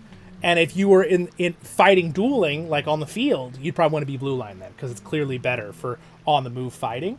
But you can be on the move with red line because you can get into the chase. So a lot of those worries that people were saying are unfounded. I don't know why there were so many rumors flying around that you couldn't use, you lost your movement in blue line, that red line was the one that lost the 5 meter range. Man, there's a lot of misinformation, but now we know as a group, right? So that's good. It's good that we know that isn't the case. I think overall, big buffs. The damage clearly is better in blue line and red line. Blue line is still really fun to use and probably aimed for PvP, but I see a place where if you can build enough damage, because you can go into red line, you could use it in certain fights in a 6-man or something, or a raid you need to move around in a lot. But in reality, Redline looks great damage for running with putting some points in the blue line for doing regular DBS. And then having yellow seems like it's going to be legit. Or having some points even in yellow. But yellow seems like it's going to be really sought after. Now, the only thing I would suggest to Standing Stones is that they give yellow back their triple trap that did a lot of damage. Because this trap still does some pretty good damage, but it's just one trap. Some people really liked the triple trap thing. But besides that, that's about the only thing I see that's really been lost. Now, is it lame that they took away the 5-meter range from blue? Because remember the beginning of the video, I said people said it was the red line they took it away from. It's not. It's the blue line they took it away from. So if you're in red and you put points in the blue, you still have full range. I still have 49-meter range. So, conclusions to this Hunter review part of the video. Absolutely, I think a buff. You've got increased damage. Blue still you can move around. You can technically move around a little bit in red. You still have your range in red. You lost a little bit of range in blue, but blue does a lot of damage with the bleeds and the stack up cash outs. Yellow, when it comes to being wanted in raids, it's gonna be up there with yellow burg and BowMaster now with what it's got. This is crazy. That's crazy buffs. So their yellow line is insane for now for being a support class, which is something they never had. Hunters were always just a damage class. They never really were very supporty. Their traps did support a little bit in the past, but it wasn't like on a level of what you need for high-level 6-mans or raiding. So this is awesome. All of these, I think, are buffs. I think there's one or two little lost things that are kind of a disappointment for people who are probably liked them or how it played. The red line feels a little slow with the shooting, a little hard to get over the speed shooting that I had before, but the damage was clearly higher overall. I will do parsing in the future to find out to make sure if I'm right on that. So, with that out of the way and covered, it is time to look at the burglar. Oh my gosh. The video's over an hour and 51 minutes though, Zollin. Well, I'll have some timestamps for you guys, because I want to do both. Because this video is coming out within 24 hours of the update. Alright, so I'm going to go ahead and log off. Well, I'll leave him here just in case we need him for, like, the testing. But let's go ahead and just get into it. So the burglar, when I read it, it seemed more like nerfs were happening. But let's look through everything and see what happens. Supposedly, it was to make blue line more distinct. This is my information that I've learned. Blue line more extinct. It's supposed to make blue line extinct. No, more distinct is blue line, and having red line have more damage, and having yellow line have some other things and be a little bit more balanced with the double trickster thing. But at the same time, I'm hoping yellow will still be very strong. I don't think it will be nerfed to the point where people won't want yellow burglars in their group. I'm pretty sure people are still going to want yellow burglars in their raids. They have some really cool stuff they put in there too. There wasn't a previous AoE ability, but I think they added another one that you can use as well. But again, I talk about that in that other video that I'll link down there if you want to see it. If you're crazy enough to watch like 4 hours of videos. But I appreciate the support. Let's go ahead and start talking about the burglar here. Welcome. So if you jump to the timestamp right here, hello, welcome. We haven't spent an hour and 52 minutes already on the hunter, but we're going to look at the burglar. All right, we're going to go straight into it. I'm going to start with looking at Redline. Now, I would like to just premise that I will be having guides on the burglar later. This is not a guide video. This is me for my first views and thoughts on things. That's why I already made a comment on what I've heard and what the hearsay is, and then what I've read in the notes. But we're going to look at this. So I'm a little bit better geared out than my hunter on this guy. Not amazing. I have embers, high jewelry, and unfortunately I have some Matham gear. So no, I'm not amazingly decked out on this guy. But I will be there sooner or later. This guy is kind of a mediocre level guy. I do play him, but he's not my endgame playing as much. So again, later on when I make official guides for those going, oh, you're not a main burglar, I'm out of here. For those watching the video, I'm going to cover this all. We're going to read through everything. We're going to look through all the skills. We're going to check them out, check all the different things out. In the future, I plan to be playing the burglar even more than I do already, even though I do have a level 150 burglar. So, you know, I play him some.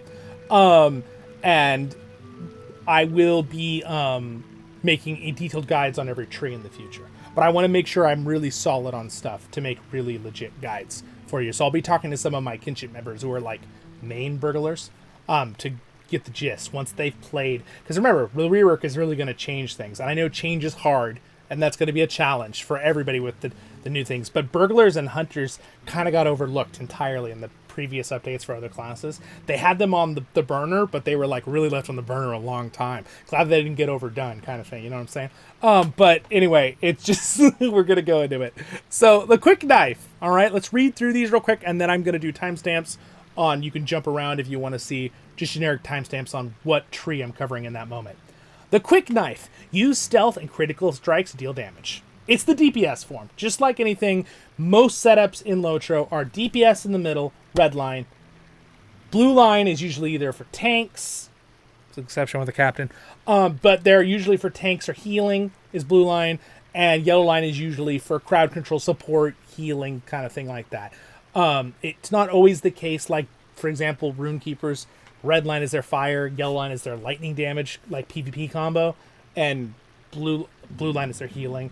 But overall, yellow is usually like a support, crowd control, CC debuff tree. That's not always the case, but it's pretty close. You can go watch. I already have some big guides I've done on certain things. And mind you, a lot of those guides I've done on those classes that are covered, some of them have been done at 150, but they should be still just as relevant for the 160 level. So if you need help, check them out. There will be slight differences. I will leave notes in those videos if I do make a brand new video, or if I add details on a couple little adjustments, if you earn a few more points, or, you know, things like that. But anyway, let's go through this. The quick knife. Quick knife burglars pounce on their enemy from the shadows, dealing large amounts of damage and on the opening of their attacks. Again, DPS. They have updated the red line to be also set up in a way that you don't have to be so much involved in attacking from the back all the time. It'll still matter, but not quite as much. So it's not quite as tedious. This will probably still be all of these will probably be used in PvP, but red line will still be like the fun one to use soloing in PvP. Just, stab, you know, loot goblin kind of thing. The Gambler. This has been very largely updated, the Gambler. Uses damage over time and chance to defeat foes. Gambler burglars rely on roll of their dice to inflict damage and influence outcomes. All right? Your crit chance now unlocks and evades. You get stealth in this one. Use devious tricks, the Mischief-Maker. Use devious tricks to hinder and harm foes. Mischief-Maker burglars control fights by tricking their foes into submission. Trick, disable stuff. We'll go through it. We're going to start in red line. Boom, we're starting at red line. All right, so I don't see a huge amount of difference. I do see. So there's a lot of skills that I see are the same here, but we're going to just go through it. We'll start with the quick knife, going down the bottom here. Foot pad. You increase stealth level, increases your stealth combat speed. This is like a must-have, pretty much. You're probably going to drop points in this no matter what. Now, interesting little side note, which I did say in my, did I have a drink here? I said that in the part with the hunter, is they opted for keeping all of the trees distinct. There's no support trees. I personally prefer that because I like the whole having 3 special utility setups for every class and then being able to spec a little into the other ones. But like for the Guardian, it made sense because there's really only DPS at a tank spec. It's not like Guardians could heal or something. That's kind of what they're set up for as a class. So they have a support thing, right? I'm glad that they kept them distinct in my personal opinion. But let's go through anyway. Melee crit chance. I've already been talking for 2 hours straight. So if you jump to this part in the video, or if you watched the whole video, you're amazing that you're here. You've watched almost 2 hours. I'm trying to make sure my voice doesn't go hoarse at all. Just kidding. Increased critical magnitude. Let's go ahead and put points into that. So this increases your crit magnitudes. This one increases your crit chance by 5%.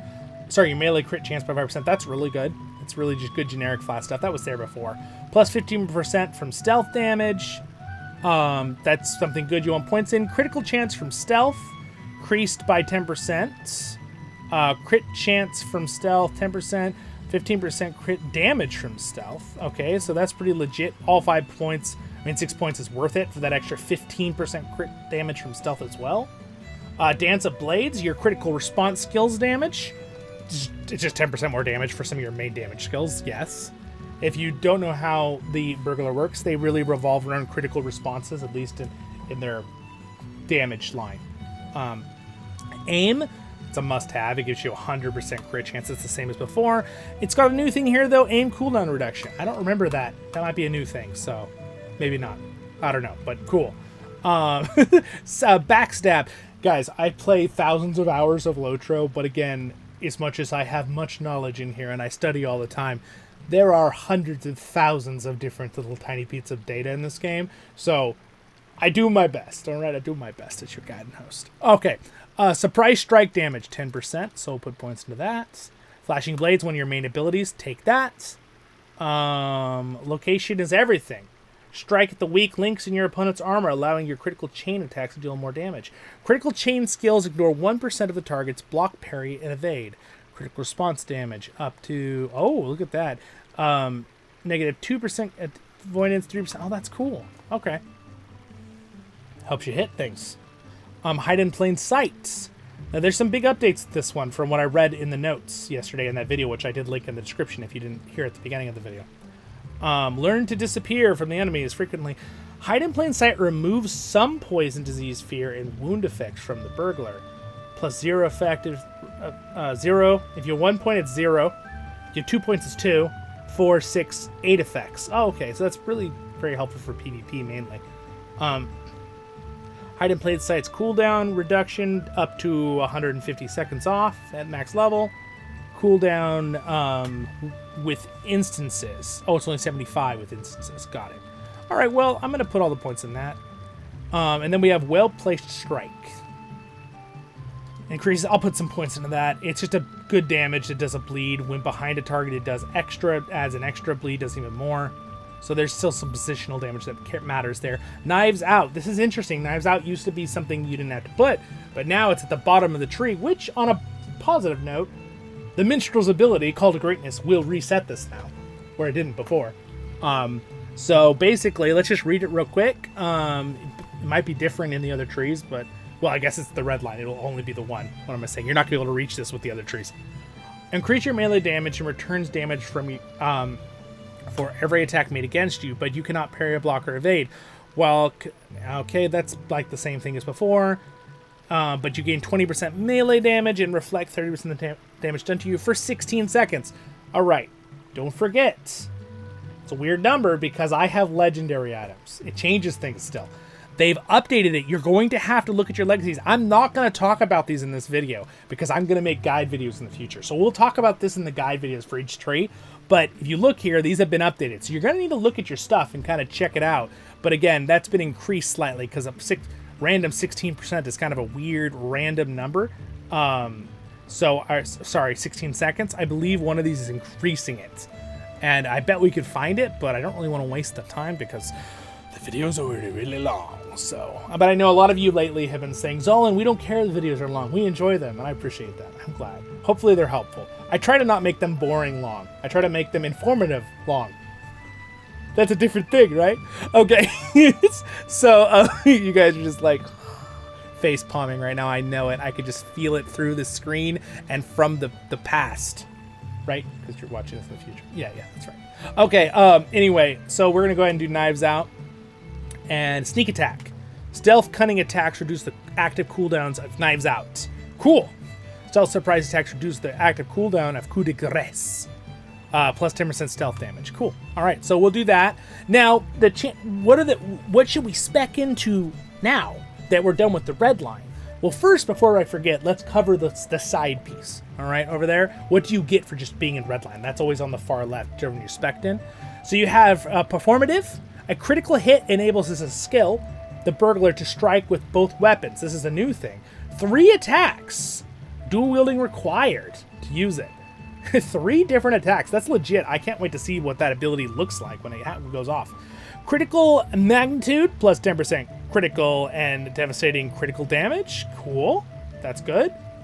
Bloodletter. All right. Critical hits will perform against your confidence, improving your critical chain skills. This effect will be consumed by exposed throat or flashing blades. Good to know. But each critical hit with performative grants a stack of bloodletter. Okay, that's the ability up here. Increasing melee crit chance by 1.3%. 3 point. These random weird numbers tell me that my legendary item is buffing them, by the way. That's why I think's going on here. Also, let's go ahead and move this like to here. be in a little bit more of a normal spot. Why is that all moved over? There. That's it.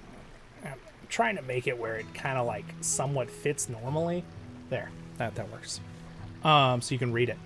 So now we're going to go through and see what we need to put points into. So if we go over here, we can increase our max morale by 10%. Why in the world does Gaurdians not have a max morale increase somewhere on the tree? By like 5% at least.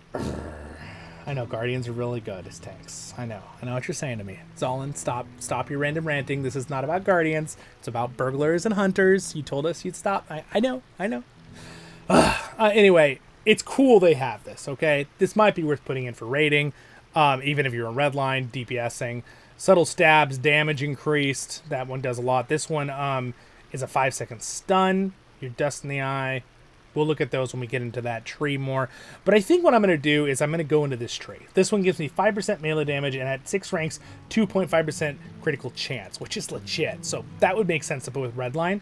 And then if we go on to the next one here, we go into Honed Wits. Over time, damage is increased. That would also make sense to put points into. Interestingly enough, this one is grayed out because it only works with gambits, and you don't have gambits in Redline. So that's very interesting that they auto gray it out. So we'll do the damage over time. Bob and Weave.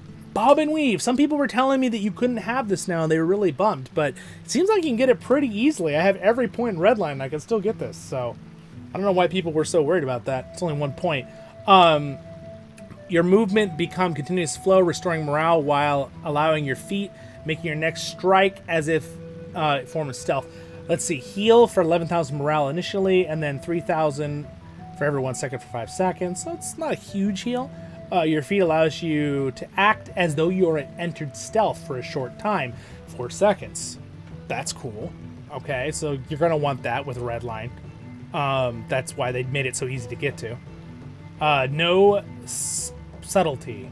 You are adept at bluffing and fighting your foes looking directly at you. Plus 2% melee damage when not in stealth. Well, clearly you'd want all 5 points in this. 10% damage is 10% damage if you're DPSing in it. Whether you're soloing on the field, doing PvP, or you're in a raid, 10% more damage is legit. So you take that. Against all odds, this one increases your area effect damage. How many area effects do we have? Flashing Blades is an area of effect. Double Strike is an area effect, unless Redline changes to when I click it. So we'll find that out in a minute. Coup de Grace is a single target. Man, those are some serious damage numbers on that thing, though. Whoa. What else could we do here? Damage Pulses. So all of these things over here you can't take because they're for gambling.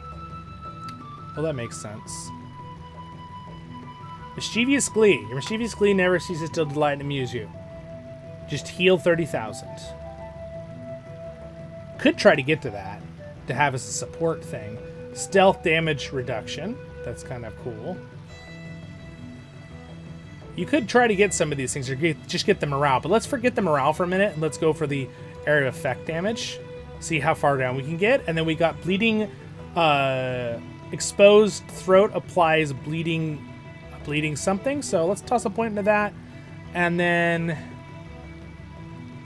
overwhelming odds. Critical chain skills have a chance to grant your you a critical response. 5% chance to return a critical response. Well, 2% area of effect damage or that. I think I'm just going to toss 1 point in that. I think that's good. You know, 5% chance, not great, but it's any of your critical response have a chance. So that's a lot of your main damage you're using constantly. So 5% is 5%. I think it's better than 2% damage, but I guess I might be wrong. All right, so now we have our abilities out here for our red line put into blue. Okay, so now we want to test them and look at them a little bit. Now, I hate it because it moved all of my abilities around. I usually like to use my abilities based on what they do. Where's my crit? Okay, I always put my crit. I'm going to try to keep, it looks like most of my skills haven't changed drastically. So let's do that, because I always had those there. Man, I had this all set up so nicely, and then they just totally mess up my skill combos. This one, take advantage of an opportunity. Yeah, this one is, I believe, I want to have closer to the top. We need to go ahead and see some of these working to kind of know which ones I should be using here. Throw a knife. You still have throw a knife, so we've got that. We still have this one, exploit opening, 2-minute cooldown, which we can use on in Redline, which is good. That's good that we still have something in the Redline. That'd be annoying if we didn't. Also, we didn't actually look at all of these. I forgot to look at them all. Resilient battle. On every melee skill, every 3 seconds you have a 1%, restore 1% of your max health. Duration 12 seconds. Cooldown 10 seconds. Okay, helps you sustain. And then return strike. After striking suddenly from stealth, you are able to sneak in another strike, quick as lightning. And this is the one that seems to give you some buffs for 15 seconds, which, again, I'm 100% sure that those are getting buffed by one of my legendaries because of the weird numbers. Because those numbers are funky, to say the least. The percents, they're really weird looking the way they look. Look at all the numbers. They're so extreme. It's a lot of them. It's got to be one of the legendaries. We're not going to worry about that, though, because I'm assuming that's what it is. And then we also have this one, which is Practice Bluff. Your abilities bluff and attack through the bleed, well-placed feint attack, become improved feint attack, and now activate more stealth skills. Your damage from stealth attacks, including improved feint, is also increased. Sweet, so just more damage when you're that. And then improved sneak. When using surprise strike or cunning attack from sneak, they are now guaranteed to be critical hits. That's cool, because then you don't have to use your automatic crit ability. You just have it. All right, cool. It also said something else that looked kind of important I should probably read. No, this effect does not... No, this does not affect feint attack or improved feint attack. Surprise strike and cunning attacks are guaranteed to land critical hits. Okay. All right, let's see our combos here. Okay. So, these are all based on feints, so I'm going to move these around a little bit. Because this is really confusing how I have it right now. I might actually do... I think this is where I had this originally. One... I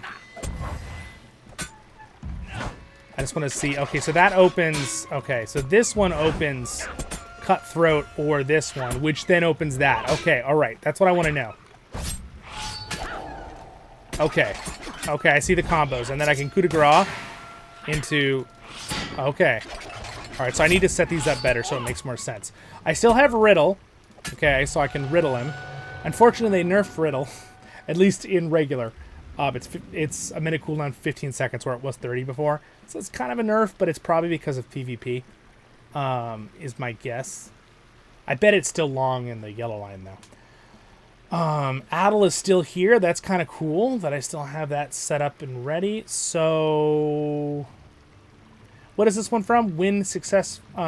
Take advantage of an opening opportunity. Win successfully. Okay, so hold on. If I go like this, and I go into a strike, that's when this opens up. And this one?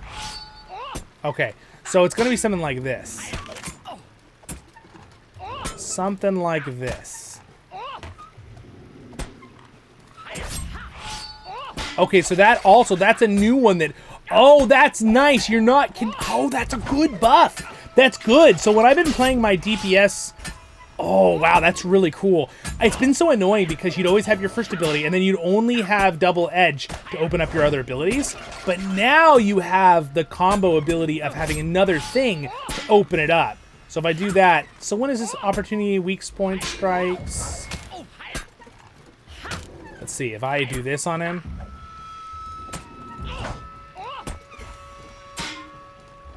I'm gonna have to remember how... Well, I'll figure out when this one actually activates. I just don't remember. There it goes. Oh, wow. That's legit. Okay, so that's pretty nice. Also, I can move this up. Now, Coup de Grace is a really good cooldown, which I kind of want to mix into... Maybe like here. And then if I use this one...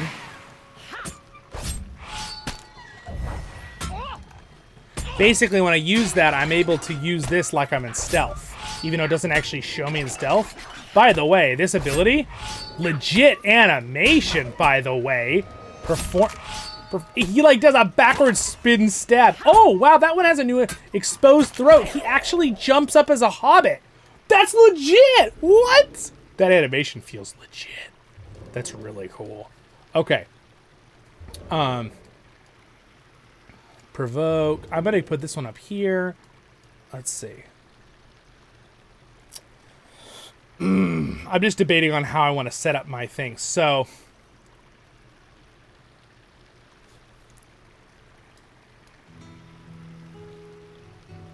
cunning attack. I think I just kind of need to keep hitting it to know. Like,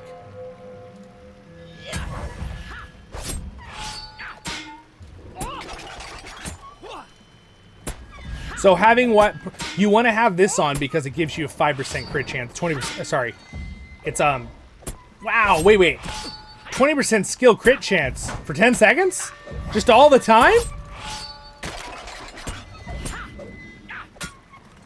Does it actually show? Oh, you know, I think it's the next skill, huh? No, it's there.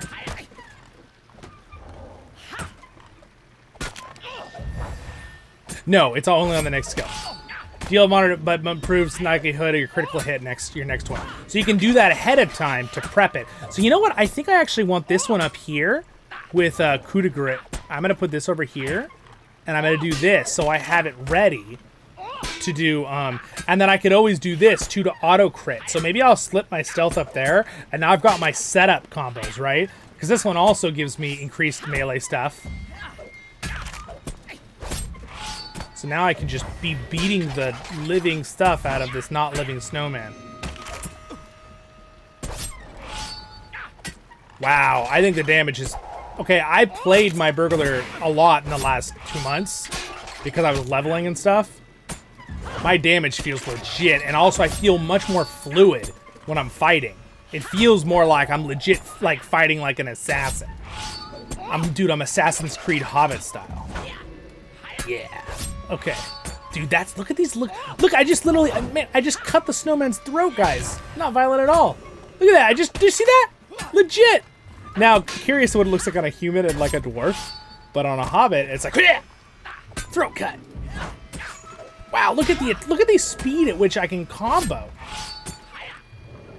My gear is not that great, you guys. I feel like I'm on fast mode, which, by the way, is something that I always felt like the burglar needed.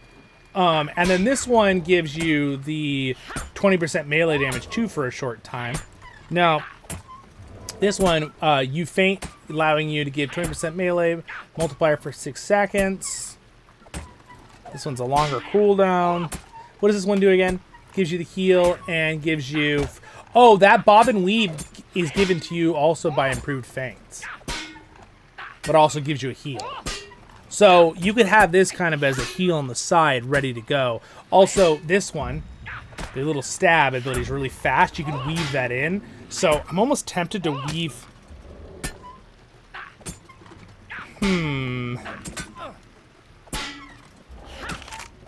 Debating on how I want to have my responses versus my regular skills. Because I like how this is set up right now. Look at that. That's legit. So if I do this one, oh, it's doing the out of combat thing. So this will start this, so I can get a guaranteed crit with that. Because remember, that guaranteed to crit, but for this gives me the ability. Again, I'll do it when we do a guide video. I'll talk about all this stuff. I don't need to talk about this here. This is legit, you guys. I really like this a lot. I feel like I can use all of my skills all the time.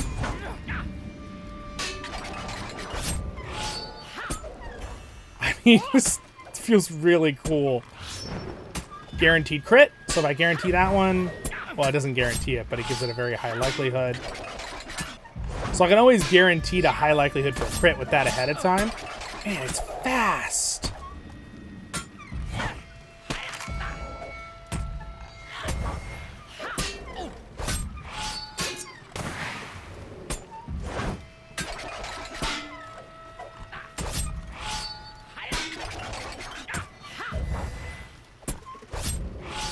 Wow. Okay, that's legit. So now what I'm thinking is maybe I move these basic skills. Maybe I move these down for my combos slightly. And I'll leave this one right after that because it triggers. And I'll put my stab and thing right there. just so I can trigger some more stuff in between. It's a little easier for me. I play interestingly. I play with key binding and my mouse at the same time, triggering abilities, and I have a very, very high speed sensitivity mouse, so I can always trigger things ahead of time because I'm triggering stuff with my left hand. I have a special keyboard that has, it's an MMO keyboard, so I actually have all these buttons around the controls of my movement, and so I do that. Well, I also have buttons on my mouse, and I use my mouse to click things too. So I like multi-triple task when I'm fighting. So if you're just curious why you see my mouse moving and you see other abilities going off. So overall, I was enjoying that. That's why I got quiet. That feels really good. Now I'm gonna have to adjust exactly where I like my abilities as I'm using them, but that felt pretty good. I do the corruption up here with the group removal, removes the wounds, and then I'll go ahead and leave those kind of where they are. But what I'll do is maybe like this. Do this, yeah, like that. And then we still have the fall thing. We have touch and go. Again, that's cool. I mean, I like it a lot. All right, we're gonna jump. So I'm gonna go back to my one tree here, and now we're gonna go ahead and we'll look at the gambler real quick, and then we'll go over the mischief maker. So let's go ahead and spec in a gambler. All right, the first thing I want to know is why in the world are there pets on my... Get off my board. There we go. Okay. So, if we're going to let's just say, let's put everything we have into blue. So we already know that has melee damage. We looked at it. We know this has evade in it. We know this has damage over time with blades. This one gives gambits. I'm just going to call gamble. Applying skills damage. So yeah, we want to increase our damage in blue line here. Surprise strike will tear down gamblers' AoE bonuses. Well, we'll just put everything in it. We'll just kind of do it as we go. Melee damage when not stealth. That just seems good to have on both the tree setups. Bob and weave you want to have. Aggressive bleeds. Again, people were saying, oh, I don't have access to bob and weave now when I'm doing my, my builds. And I'm going... Are they low level? Maybe they're low level because I was able to get to it no problem where they put it. So that's good. Against all odds, area effect. We'll go ahead and put this. And then what we got here? On a roll. I think we may have just lost... Yeah, we just lost my alt account here. Let's just go ahead and relog them in just so we have background. And also background sound because the sound was only on that one. And then overwhelming, though, we don't really need the water sound effect quite as much. I don't mind the music, but let's turn down the... Oh, that's why our burglar sounded like his sound effect was coming from one side. I'm sorry. I was like, why are the sounds only coming through the right ear? I should have realized that. I'm just tired. Excuse me. All right, we'll go ahead and leave the background music on and like that. That's not quite as loud then. All right, so what else do we have here? We have overwhelming odds. Critical chain skills have a chance to grant you critical response. 5% chance. We put point into that. We know what that is already. High roller. All right. You high roll gamble lasts for longer. All right. Well, let's put all the points into that. It's one of our special key things. On a roll. After every kill, the active cooldown of double down is reduced by 3 seconds. After every kill, the active cooldown 3 seconds and double down cooldown reduction. So it just... After you get kills, it reduces your cooldown to your skills. That's great. All in. That's kind of a cool looking ability. Briefly boost your damage, evade chance, and finesse rating to try to finish a fight. But beware if the enemy survives. Okay. Landing a killing blow before all in expires prevents the negative effects. Landing a killing blow on anything, including an ad maybe? So if you're fighting a boss, you're like, come here, ad. No, I don't get any negative effects, right? So increases your attack speed by 50%, your damage by 50%, your evasion by 20%, your finesse goes up by 800, which seems really low for everything else being so strong. You have a negative 2.1 crit chain skill cooldown, duration 50 seconds after every kill. Applied to target negative 10 seconds, all in cooldowns. Okay. Duration 5 seconds. Okay, so we're not going to kill the target, so we'll know what the debuff is. All right, so we'll definitely check it out. I just smudged my glasses. Oh well, I'll be fine. Start crying. Okay, this is our keystone ability. So it's gonna be a minute 30-second cooldown. This seems very strong. I feel like this again will be fun for running it in PvP, but at the same time, I feel like this might be good in regular DPS in an instance too. Sharp Eye, learning to spot cheats has taught you the better spot enemy attacks. Gain a 2.5% mitigation buff while your critical chain is active. Cool. All right. So now we put all our points on this side. Let's go ahead and see what we can get on this side. So stealth, movement, and combat would probably make sense in the crit chance. So let's do the crit chance. Burglar crit chain multiply. I mean, that's probably really good to have. Aim. We're going to toss a point in aim. It would be nice to have aim no matter what. Stealth from... Let's do... I'm not going to worry about this. I would put foot pad if I was playing PvP, but in reality, you're not really going to be doing that if I was setting this up for a dungeon for speed. So let's do the 2% critical from stealth now. Crit response skill damage. That one. That would be good to have. Stab. Surprise strike damage. I don't know if that's worth putting points into.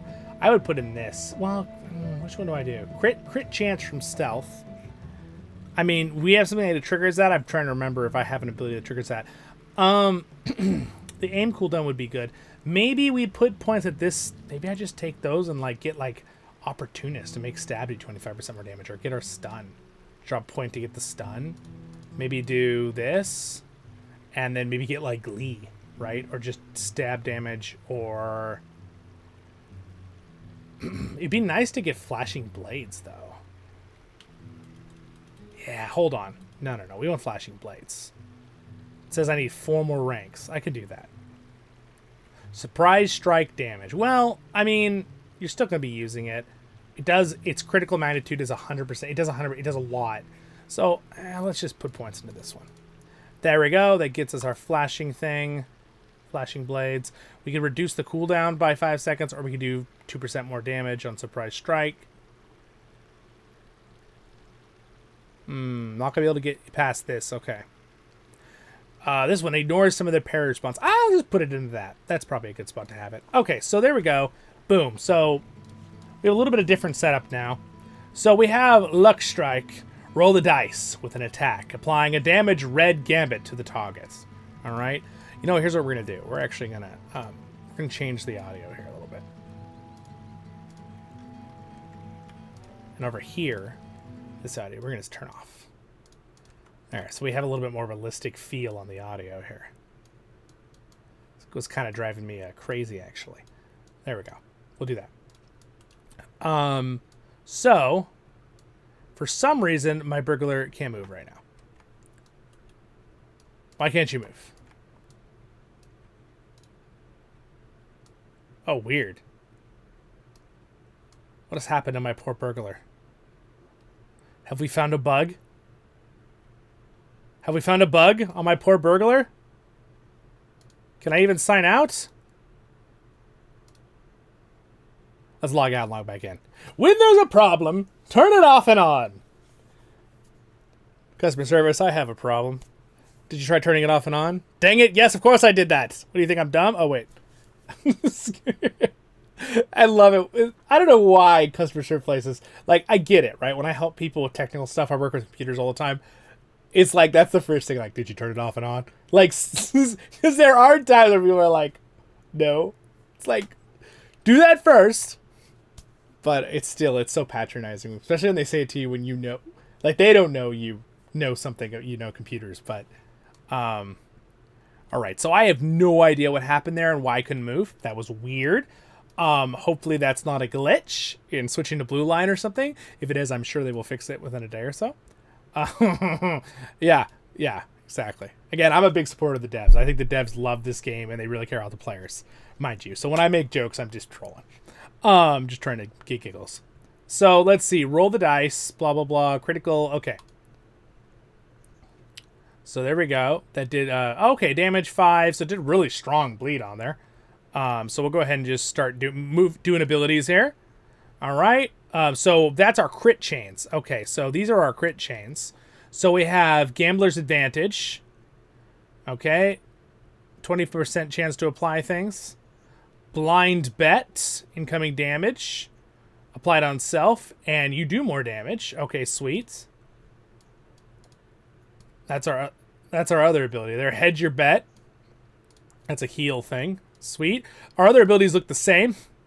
I'm going to put my stealth thing up there. And then we have a Cash Out. Consumes your stuff to do a bunch of damage. All right. Good to know.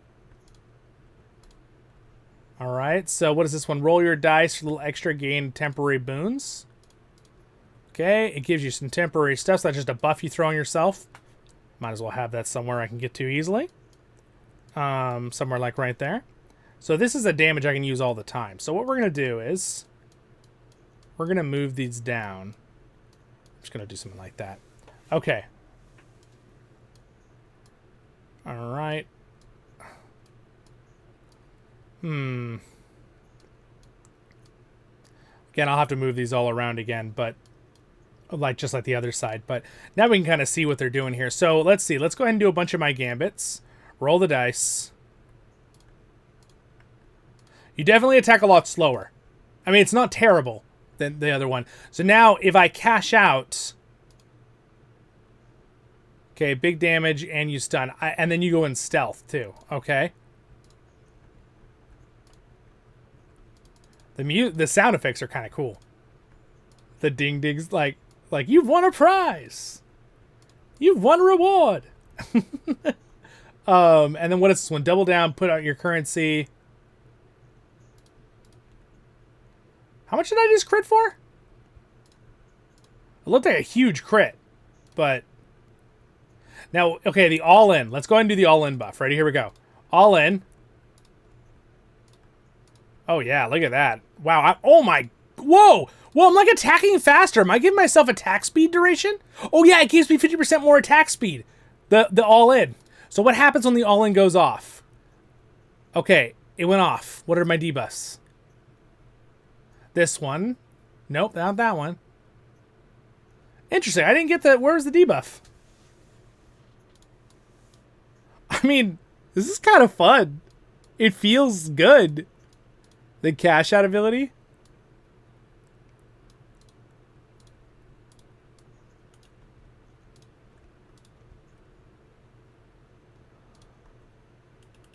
Oh, I rolled a 2. That's so cool.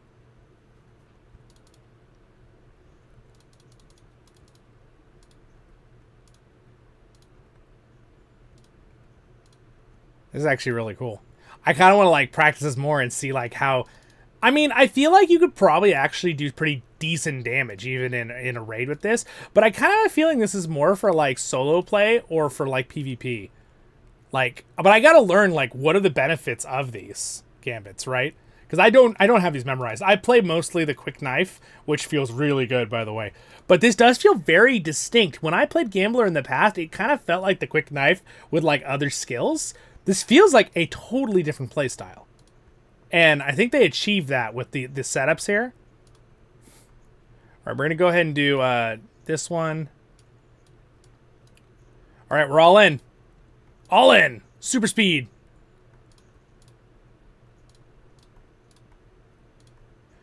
I think I would probably want to move these up like I had before. Put this one like here. And then maybe move these so that I get stab. I kind of liked having stab in the other one like farther up. Just because they're kind of like keystone, just abilities you weave in. Yeah, something like that. Yeah, that looks good. I like this. This is a good setup. All right, cash out. Boom. I mean, that is pretty legit. Like, I mean, it feels really good. It's interesting how you have less skills now though, in both the Burglar and the Hunter, which is probably good because at a certain point it gets kind of overwhelming having more skills. So now you can move stuff around and have more room for like pots or for other things on your skill thing to look at. I didn't even look over here on the left side, so let's look at the left side real quick. Gambler's Advantage. Critical hits enable the Burglar to strike from advantage position, applying tearing bleeds. Okay, that's the ability that we have there. Blind Bet, that's the other ability. Makes you take 10% less damage, do 10% more, and 60% cash out damage. The cash out is the trick, okay? So the cash out ability is this one right here. Consumes your red gambits, blue gambits for stun, red for damage, so on and so forth. And then double down your current target increases the tier of current damaging gambits and rolling gambits on surrounding enemies, which is cool. So maybe designed to do a little bit more AoE damage than single target.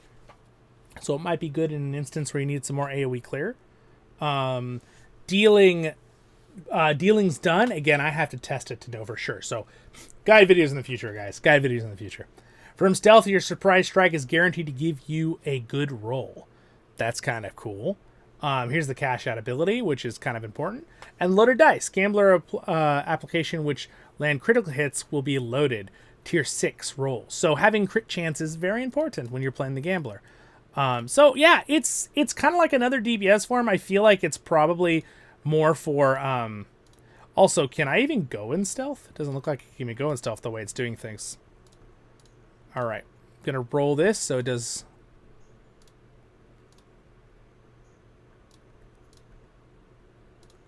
Oh, 207,000 and 31,000 damage with that combo?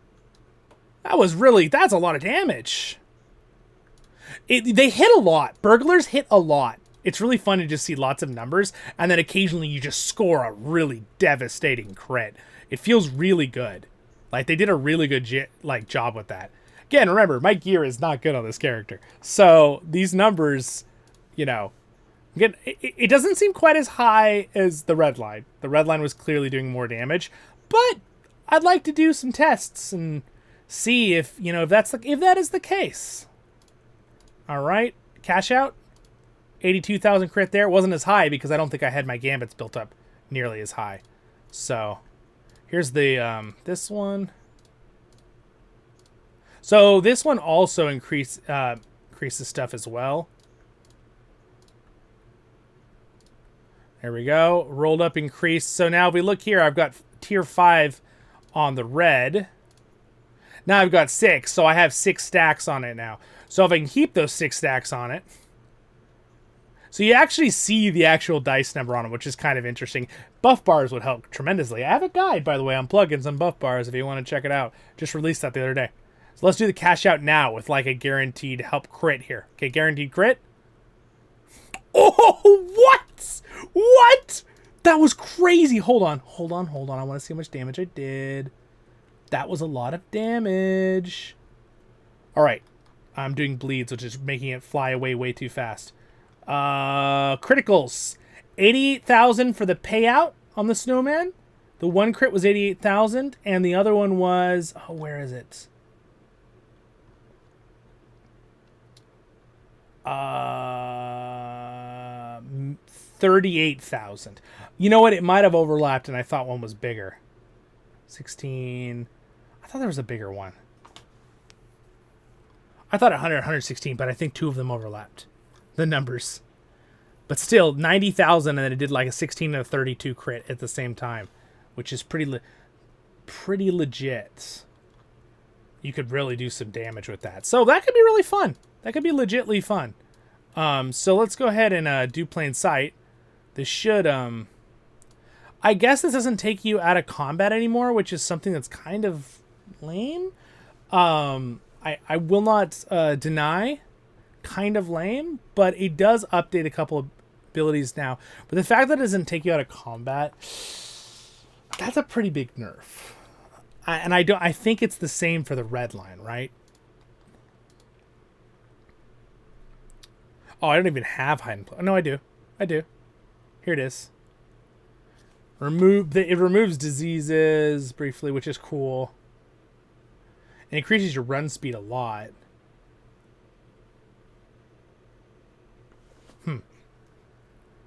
All right.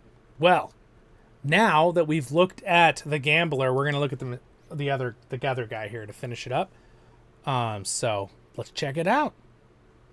So we're going to leave the Redline set up. I'm going to go ahead and use my other page. Now, by the way, this might be the time well, we'll just reset it. Whatever. We'll just use this one. This is where the Hunter and the Burglar, honestly, now that they've made them all stay the same, it's going to make people want to buy the third page. Maybe a little bit of a win-win there, right? No, I think it's good they kept 3 distinct ones, personally. All right, so let's go through here real fast, and I'll put points in. So 10% max health, which, again, why doesn't Gaurdians even have 5%? Captains have an 8%. All right, anyway, I do know why. Gaurdians, because of heavy shields and a couple other things, they can build their mitts up really, really high easily. But it would be nice if Gaurdians had like just a 5%. Come on, devs. Anyway, all right, subtle stab. We'll go ahead and just do all the points here. We've got our stun dust. We've got our resist potential of our tricks. So again, we got our heal, which again, this is. It's single by itself, but I believe it goes into a fellowship group. Yeah, max target's 12. Heals everybody. This is something that you already had. The Burglars already had. It was a lot of people would take outgoing healing on Burglars because of it. Stealth damage reduction, probably good. Tactical mitigations too. Gosh, Burglars. What are they gonna get? Burglars a shield and let them tank? Sorry, just kidding. You guys can laugh. It's a joke. Vital cut potential. This might be cool to use with this one. Exposed throat on incoming healing. All right, this one tricks durations are 9 seconds longer. This one provoke gives you a stack of roll with it, which reduces the damage of the next attack you receive.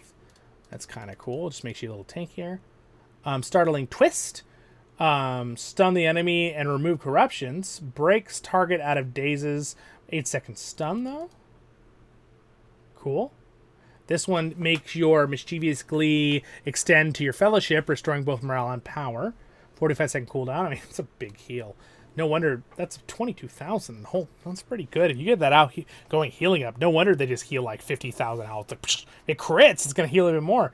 Outgoing healing modifier. Sweet. 25%. I'll take it.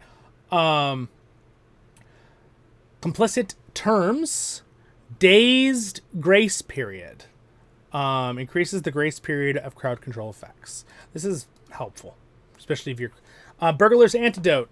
Remove 1 or 2 harmful and from each member of the fellowship. So normally Burglars can remove up to 2 wounds and fears, whatever. Just 2 they have to be separate ones from their bar. Now they can do the whole fellowship if you put a point into this, which is very, very powerful. Dust in the eyes. Blinds enemies in front of you, dazing them momentarily and leaving their movements hampered. Cool. That's the normal thing. I wonder what's way down here now. Trip. While stealth, stun an enemy and enable a fellowship maneuver. So you can trigger this by using your stealth thing to get into stealth. But yeah. Appraising eye. A keen eye helps you identify weaknesses, even in the surrounding foes. A small snag will spread a reveal weakness to nearby enemies when used on a target already suffering from a small snag, which is cool. So it makes it AoE. Cover your tracks. They already had some AoE stuff, but you learn how to cover your tracks. Harder for the enemy to navigate. You have plus 5% max morale and mitigations. What are they trying to do? Make them tanks? They already had that technically. A lot of times Burglars, I always was surprised how Burglars had so much HP, and now I realize they had a 15% increased max morale. No wonder they always have so much HP. And then Clever Retort, which opens a thing, and I believe this is new, and some people like it, some people don't, who have tested in the last few hours, but we'll see. We'll test it ourselves right here and find out. So we have a lot of points left to use. 45 left to use. What are we going to try to use them on? We could get Evade. We're playing as a support right now. So Yellow Line's really supporty. So what do we want as support? It would be nice to have the crit, I guess. But in reality, I think we'd want to go into the Gambler and get bob and weave and stuff. So I think what we'll do is we'll get our evade points. And then we'll get our damage over time. Grab bob and weave. Grab melee damage when not stealthed, because you're not going to be stealthed a lot when you're doing raiding. Or we could just grab melee damage in general. Or stealth. Speed.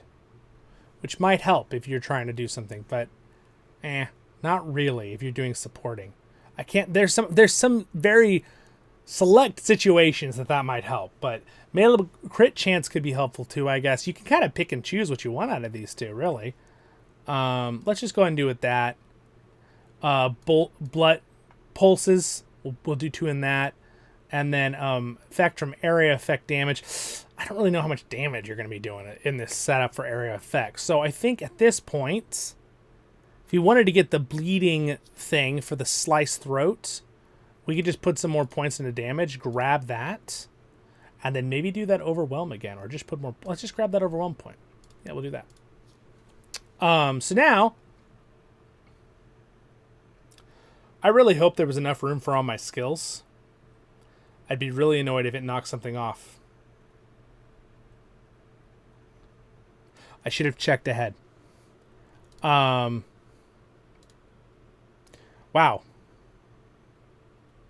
It looks like everything's here. But we may do a double check. Okay, so reveal weakness. Your classic ability, you can increase this with allies, but again, I'm not going to talk about that too much. But very helpful. Makes them 5% chance to apply. There's some good stuff there. It's just you put it on the target, right? Captains have that too. A couple of, it's good. Activate double-edged strike. You attack an enemy below the belt, setting them off balance and increasing the damage they take further if they already suffer from reveal weakness. 5% chance to apply. Sweet. So kind of buffs that. Mischievous diversion. This is an upgrade to your regular diversion. It says diversion, attention, enemy combat, stealth. Enter stealth for a short time, being able to will not break you out of stealth, and you get incoming damage reduction. That's pretty cool. Helps you survive while you're in the support. Trick range, riddles cooldown, and riddles duration. So here's where riddles back to what it kind of used to be and better, because it's fast, the same cooldown, so you can keep someone stunned all the time, which I think you could do before anyway, but it makes sense that that's in the yellow tree. Joke with legs, that's the one it's called. What a funny name. Counter defense. Okay, this is the one that makes their mitigations down 10% and 8% tactical for 35 seconds. 10 targets. The radius is 8 meters, which is pretty big. You can hit pretty much everybody. That's pretty strong. I think that's been buffed from my memory, but again, I don't play a whole lot of yellow burglars, so you tell me. Trickster. A trickster is so adept at toying with their enemy that they are practically invisible, and their allies take heart at the sight. Trickster's Haven allows you to act as though you've entered stealth for a short time, giving you do 10% less damage and take 15% less damage. And the aura to the Fellowship, they take 8.5% incoming. They take less damage, 15% less damage basically, and they do 10%.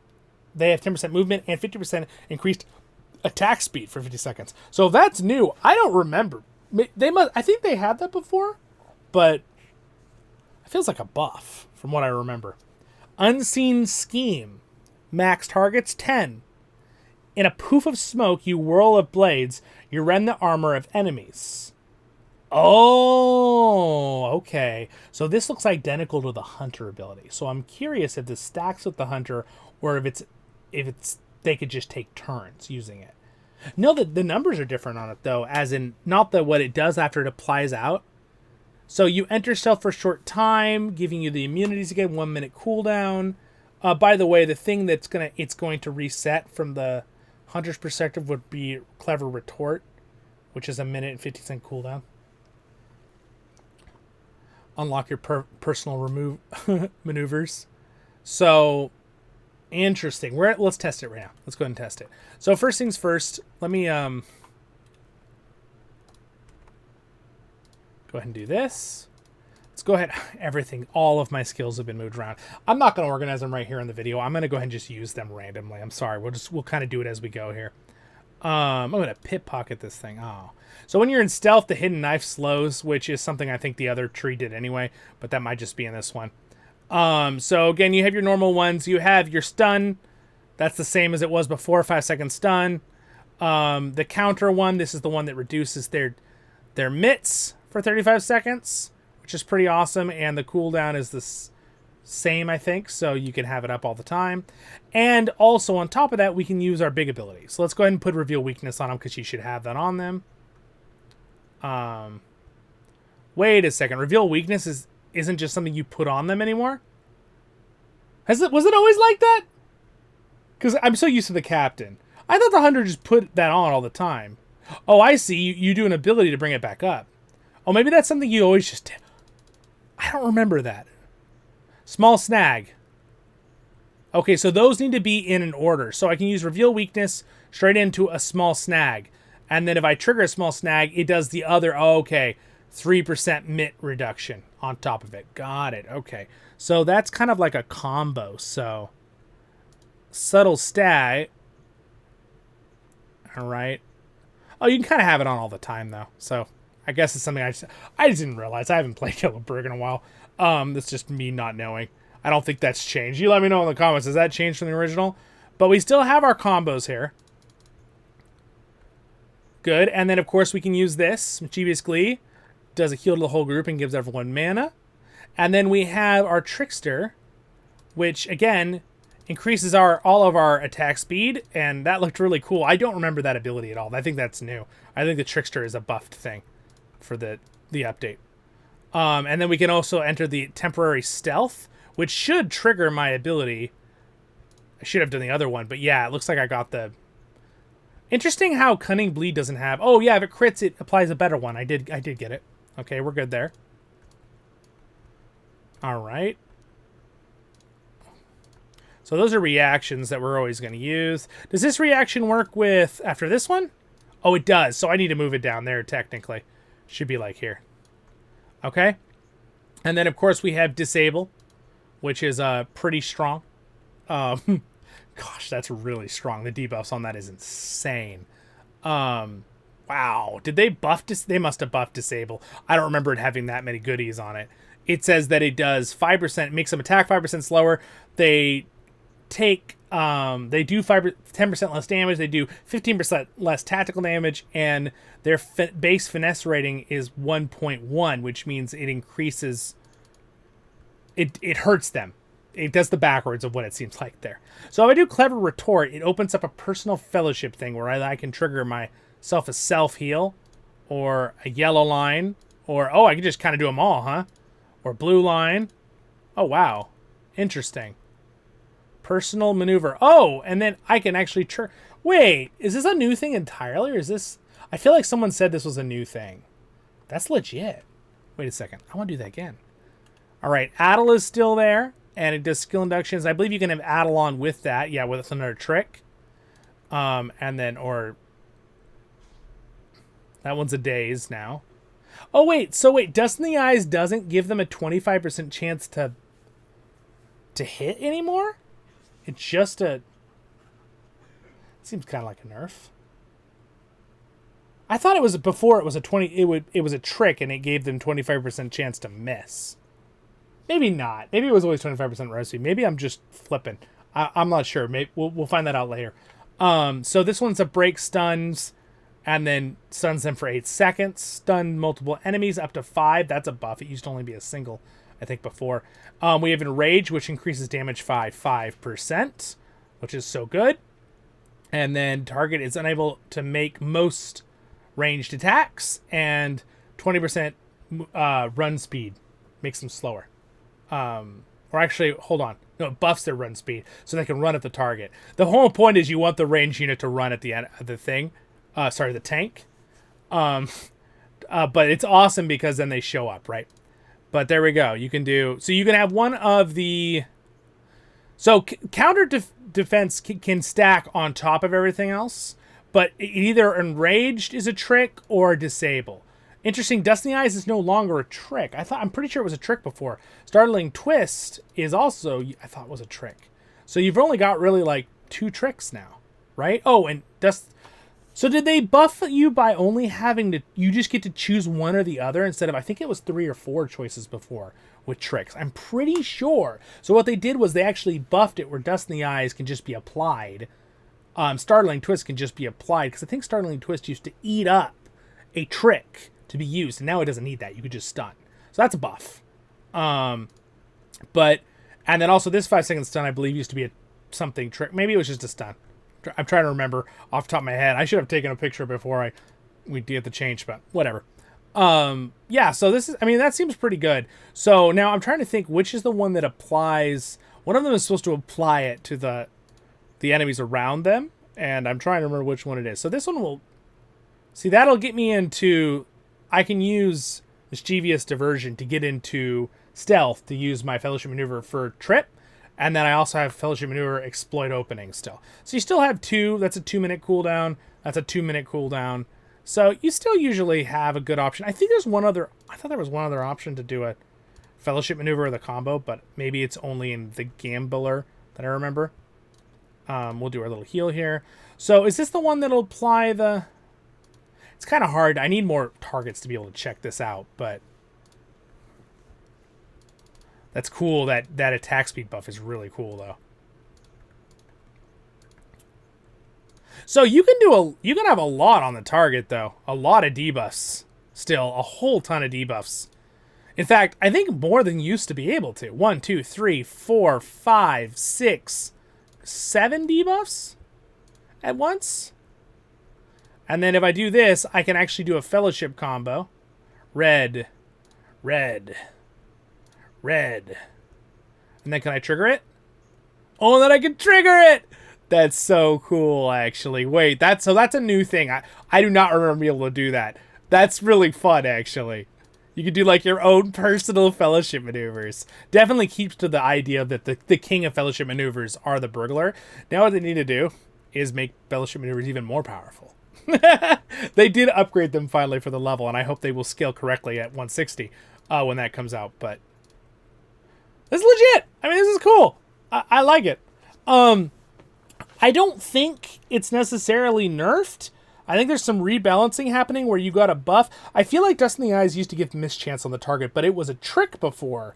So now it's just a daze. And also Startling Twist used to eat a trick and it doesn't, so that's a buff. It seems like to me in Rage is still the same 5% incoming damage. And then you have Reveal Weakness, which can be stacked with your Legendary. And then you can also do Small Snag, which reduces their defenses.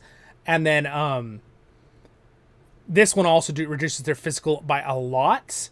And then there was one other one that did the massive physical reduction. And I'm trying to remember which one it was.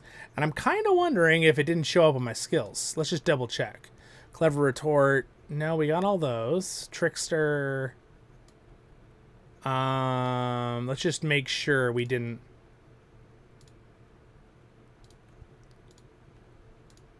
Yeah, see, I'm just going to have to keep playing a lot to get used to this. Double checking and I didn't miss something on my skills here. And there it is. That's the one that didn't go on. The Unseen Scheme. I knew it! I knew there was a skill. I had a feeling. I was like, there is something that's not here that I know we had. So we're going to go ahead and remove... this pet, and we're gonna move up. We're gonna put, let's see which one. I'm gonna put this pit pocket up here because I don't need that there, and we're gonna drop this here. All right, I think that's the only one. Touch and Go is there. Contract, Bob and Weave. All right, yeah, that's it. All right, I knew it. So this one. The Unseen Scheme. We're going to test it right now. Can I put the Unseen Scheme on the target and have the Hunter put his on the target? So, I need the Hunter to be yellow line. Oh, no. I didn't keep the yellow line set up. Dang it. That's all right. We'll just respec. We're just trying to get to the bottom here so we can test this one thing. Because I'm curious. We're all curious now. Can they stack? Because did they rework them to not stack? Because that would be kind of lame. but it would also be maybe a little too overpowered to have a hunter, and they may need to stack because they can stack their own debuffs. So let's find out. All right, so this one is...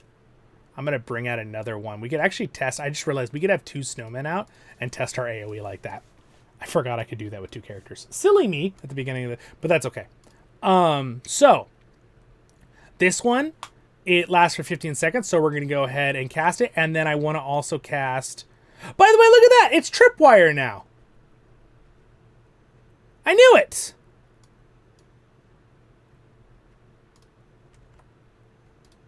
Cool that he can open Fellowship Maneuver, though. Oh, and then it turns into Tangled Dart. Okay, I wasn't insane in the Hunter part. Okay. So, anyway, we need to know here. So, the strong one is Explosive Arrow. All right, so Explosive Arrow and this one.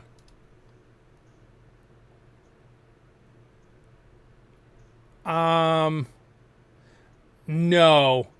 No, it looks like it's a Major Rend Armour. It's only one or the other. It took away the Hunter one. So what they're doing is... Okay, so what they're doing is both the classes have the Major Rend. But it looks like their other stuff can stack. So... Darn it, I didn't put all my points in, so I don't have my other ability. Let's get it real quick. Does that the one that... It took away my one that does the armor shred, too. Okay, well, stop attacking, Burglar. Alright.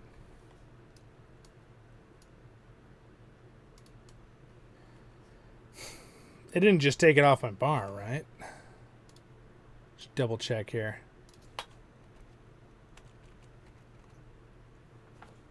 Ah, there it is.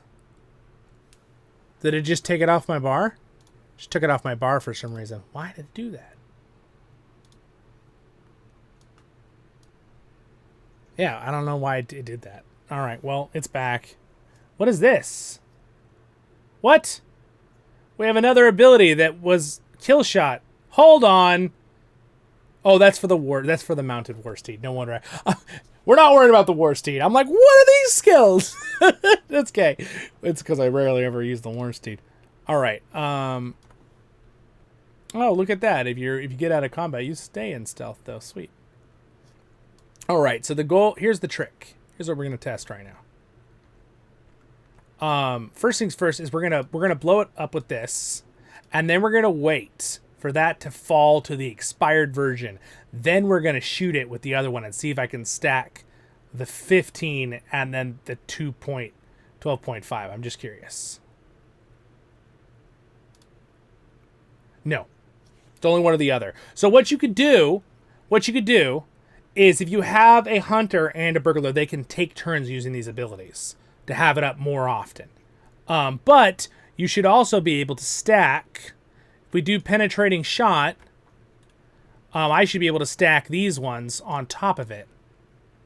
Oh, and it resets. That's so frustrating. I really wish they'd make it where the dummies wouldn't reset like that. You should just be able to turn them off and on. That would be a nice little addition. Okay.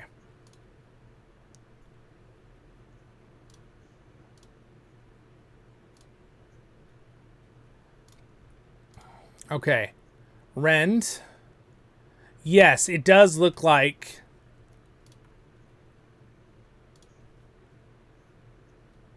It does look like they can stack.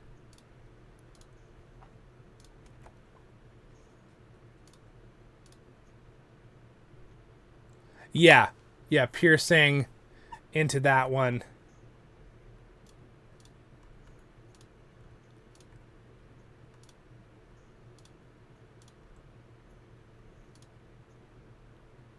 Yes, they can stack. That one's on for 20 seconds. Let's see if I can get this one on now. Yes, they stack. The 3% and the 3% stack. Okay? And that means that, does the other one stack too? The other rending one, this one. With Addle, does it stack with this? No, it doesn't. The minor ones don't stack either. Okay. Okay, that's good to know. So the 3% and 3% from both of them stack. But the ones that are called the minor, they called minor and major, they do not stack. Because they do the same thing. And I guess they felt like that would be too powerful. It's hard, right? Because it's a balance thing. All right, so here's how I feel about that. I feel like things should be able to stack. I said that at the very beginning of this video, I think, right? I think I said that in my video yesterday that I linked down there. I feel like they should be able to stack. But, here's the big but. That would be too powerful. Because, I mean, if you just look at this. If you could remove it by 30% and then do the 3% and then have other things, you could get over 50% with the right squad of people. So, but now that the burglar has been buffed, that they also have the Major Rend that they can stack on the medium one as well, because they can do this one into this one, and now you have, and then you can trigger the other one with this one, and there you have all the Rends going at once. And then this class can do the basic Rend with that, and then when his were on cooldown, then what I could do with this guy is go ahead and drop the medium one into the big one, which is again, I'm just losing track of where it went, the exploding arrow. There we go. So see, now I have those two, but yet we can still have our double Rends on there as well. So I mean, so the burglar got buffed to have the third version. Right? Major buff. Just like, it's a major buff. And it also does some other stuff for the burglar that it doesn't do for... It gives them enter the stealth ability and gives them the damage reduction for those few seconds. So it is a buff. Overall, Yellow Burglar, definitely buffed. Are there some balancing and nerfs? Yeah, there are a couple. Definitely in Yellow Line. Just because you lost some things. But I feel like if you have a full 100% of something, and you lose 10%, but then gain 40%. I know that's a bad description. I should have said 100. But then you're at 130%, right? Instead of 100. It's a buff. It's a net positive, is my point. So yes, they are buffed. They have some cool things. This trickster thing for the whole group, where your whole group in 12 meters, the fellowship, take less damage. It says fellowship, so it should only be for the 6, but... Honestly, having a Yellow Burglar in your DPS group might not be terrible now. Usually you don't put them in there, but having that, you just like, oh, by the way, for 10 seconds, everybody does 50% faster attacks and take less damage. Might be legit to have a Yellow Burglar in the DPS group now. It's going to be how we're all going to think about it. Now, you were supposedly be able to AoE the trick. I don't remember how to do that. I'd have to summon another one to be sure anyway. Can't do it in combat. That makes sense. But I can't remember off the top of my head. There's a way to do it. It might be... I'm trying to think which one does it.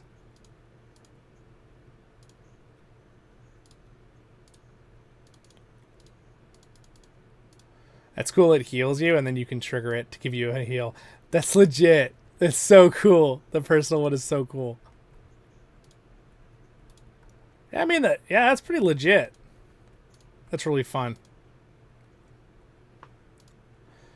Yeah, so the patch notes said that you were able to use Trick to move Enraged around. So, but let's see if I can just figure it out here for fun.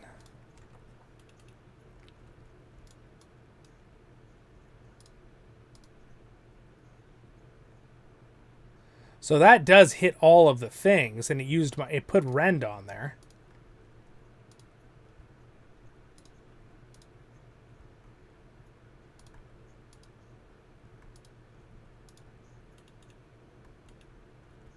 That is automatically AoE, which is kind of cool.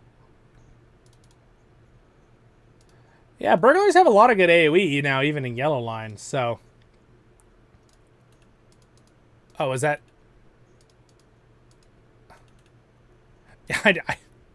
I don't remember. I'm tired, guys.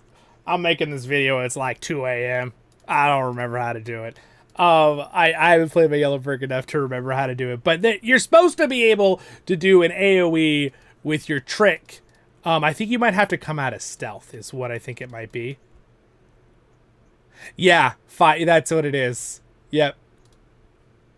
It's out of stealth. Okay, that's how you do it. I remembered. I don't feel crazy anymore. I knew there was a way. And someone, I think one of our Burg players told me literally today. So, Kren, he said something to me, so I remembered. Thank you. So anyway, I think it's a buff. I think that it does feel overall. So, okay, for personal last thoughts here for the video. Okay, guys? We are going to look at one thing on my Gaurdian real fast. But here's my thoughts. Burglar, Hunter. Final thoughts for my first impressions. Redline, little slow on the auto attacks, but definitely feels like you're doing way more damage. It feels more realistic. Feels good. Blue line, I can see the couple things people missed, but overall feels really fun to use. Definitely for PvP. Interesting how people were saying Redline lost the distance. It's not Redline, it's Blue Line. I was told by 3 people that it was Redline. By the way, not by my people, my kinship. It was just people on the forums and stuff that were saying that. So maybe there was just some someone wrote red or blue wrong. Kind of like at the beginning of my review yesterday, how I got the names wrong on the colors. That happens. So anyway, I think the blue line is really fun. I think it's cool you can spec into the red. I think the red line's cool that you could spec into the blue and still shoot some of your focus without mischance and red line. But clearly, blue line is the one where you're shooting like a crazy man while you run around, and I think that feels really fun. I think it feels like it has enough damage to be maybe viable even in 6-mans or a raid, but I don't know. The yellow, as much as I am sad for the people who like the 3 trap combo, that trap still does a lot of damage. And that support tree is insane now for Hunter. Hunter's never had the capability to do anything but be a DPS, so that is cool. Like a real end game. Like this will help like an end game tier 3 plus thing. Like this is really strong. So very impressed. Overall all the updates across the board super fun, super good. I really like it. And I played the Hunter even more than my Burg. So really like it a lot. I can see why there's some things with change, why some people would get frustrated. I'm not putting you down. If you dislike the changes, that's up to you. That's your opinion. But I really think people should give it a chance and try it out, use it for a week or 2, and then go, talk to the devs. It doesn't mean the devs can't add something back, like that 5 range or the 3 trap combo, which I think that's kind of cool. The 3 traps and the 3 traps that did like the spikes that came up aren't there anymore. That was kind of cool. I feel like maybe put that as a point into the red line or into the blue line, the Huntsman, right? The spike 3 trap that does damage in an area and spikes everyone. Be kind of cool in PvP anyway. Not that stuns, but just spikes people when they run over it like a warg. That's what I would recommend. They put the 3 traps into the blue line, but it would make the most sense to have it in yellow line. So do the 3 traps right at the top.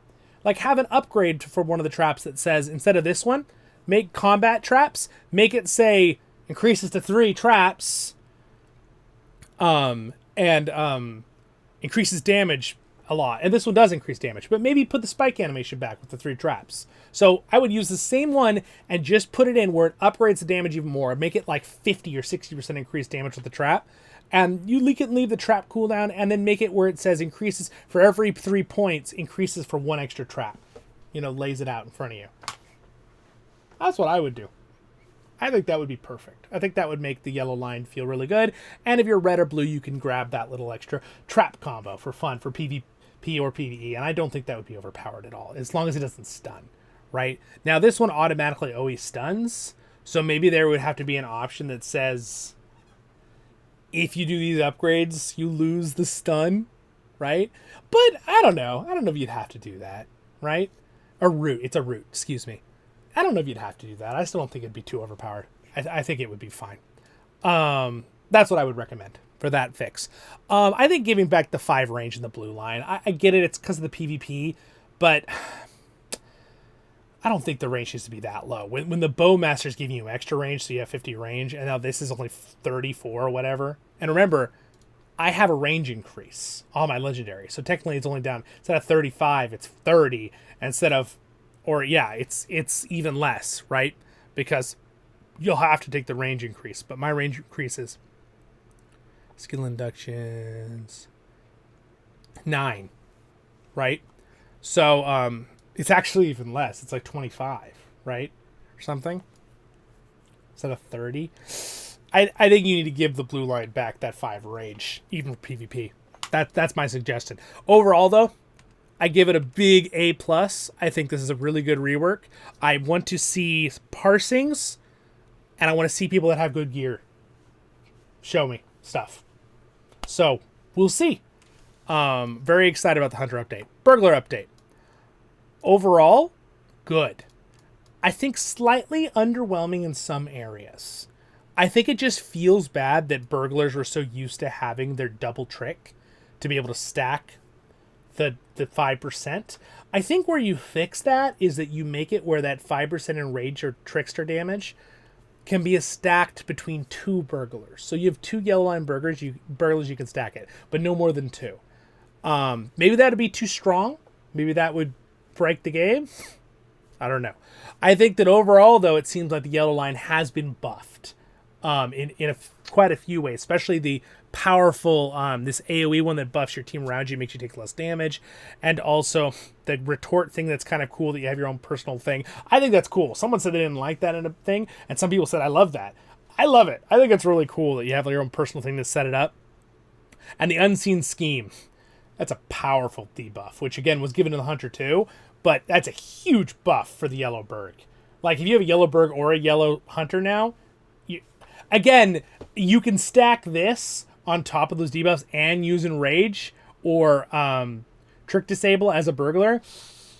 Burglars might still have the edge on the Hunter support slightly, but, you know, they should. They should. So, but again, the Hunter support it's good now. It's up there with a Burg or a Lore Master, clearly, after looking at it, my first looks here. So very good. Gambler feels quite fun. It feels a little lacking in... Like, it feels like damage output, but again, I have bad gear, and I don't really know how to use the Gambler properly, so I bet if I practiced it for a couple hours, I'd be like, oh, this is cool. It definitely feels distinct now from the red blade, and it didn't before. So I think overall, blue Gambler, bonus, buff, good. Red, amazing. I clearly could feel the damage difference when I was in the red tree. I could clearly feel it, and I could clearly tell that it was just way fun, just stab, cutting the throat, and it just feels really good. I think red DPS burgers will be actually wanted now in PvE, and in PvP. PvP was always used. Burgers have always been fun PvP, but more like endgame. They're always good no matter what. You have to understand when I say this, I'm not trying to. Classes are actually quite well balanced in LOTRO. And if you try to balance things too much, you can kill a game sometimes. And that's not what the devs are doing here. They're just trying to give love to the Hunter and the Burglar because they haven't had it in a while. And the bottom line is when they realize they're giving these bonuses to the Yellow Burglar too, like they were giving to the Hunter, like that super armor shred, they realized that giving them the double trick, when they buffed, they also buffed Enraged and Trickster, or Disable, right? They also buffed them. They probably realized, if we do this, we might make them too strong. And so pretty much I think the idea is out of 100, you lost 10, but you gained 40. So you're at 130 now. You're way above where you were in all the trees as a burglar. Just, it feels a little frustrating because you wanted to be at, 140 or whatever, right? Or whatever, the numbers, but whatever I'm saying with that little analogy. You can ignore me now. But anyway, my friends, it's like, go away with you now. Just kidding. Yeah, I think it's good. I think the burglar stuff seems really good. I think it's a nice benefit that there is less tricks. You really only pick between Enrage and Disable, whichever one you think is more important. So you can have this one on, Counter Defense, which before was a trick, I'm almost certain. And you can have Adelon, and you could have the Daze if you need it, and the Slow, even though it's kind of a bummer it gave Mischance before, which was kind of nice. But now it's not a trick. And then, of course, a Startling Twist hits 5 targets. It used to have a trick on them. Now you don't. So, and it removes corruptions, which is cool. I don't remember it removed. Well, no, it removed corruptions for. It did. Purge Corruption is still on there, which is cool as well. And then, of course, they still have the Mass Cleanse. So yeah, pretty much it seems like to me the Trickster Circle Aura effect and the Unseen Scheme are the big new ones, right? I don't remember. Trickster Aura might have already been there. I just didn't play it enough to remember either way. But again, it looks like overall buffs. So my first impressions and thoughts, guys, you know me, I'm glass half full kind of guy. And I think the majority, I don't want to say that. I feel like a lot of people are quick to jump the gun sometimes, and they get upset because they don't want the change and they like their class how it was. I get that. I felt that when they changed the Guardian. Okay. Later on, I was like, yeah, I like the Guardian changes overall. But are there things I miss on the Guardian, the original? Oh, absolutely. Like Deep Breath. You guys know what that skill was? It reset Guardian's Pledge and Warrior's Heart, and it was a 5-minute cooldown. It was awesome, though, to be able to just reset those two abilities. If I had that right now, would I be overpowered if you also had Juggernaut? Probably. But, because, again, it was a balancing thing, right? They knew because they're giving me Juggernaut and these other things that they had to remove Deep Breath or it would get too strong. And I think that's what they did with the Burglar. Because they gave them these new buffs and other debuff things, they knew if they could double Enrage on top of that or double disabled, that it was going to get insane. Like, they were going to just be so good. They're already still the best. I think Burglars are probably still the best support class. But they're right up there now with Lore Masters, which were right under them originally, and Hunters, I think, are right up there now, too. So it's cool to see. Again, it's nice to see where these classes were brought up. I've talked about this in the past. I think nerfing of classes heavily is a bad idea. Because, like, you know, I don't think anyone's asking for Lore Masters to be nerfed, and I do not want Lore Masters to be nerfed. They are in a good spot. They feel really good. Damage, support, their bear pet combos, they feel really good and balanced. I love it. But, you know, a lot of people are like, well, they're really crazy damage. Yeah, well, they are. Again, bring other people's damage up to meet closer to where they're at, right? With balancing, especially because of the stat crunches that happened.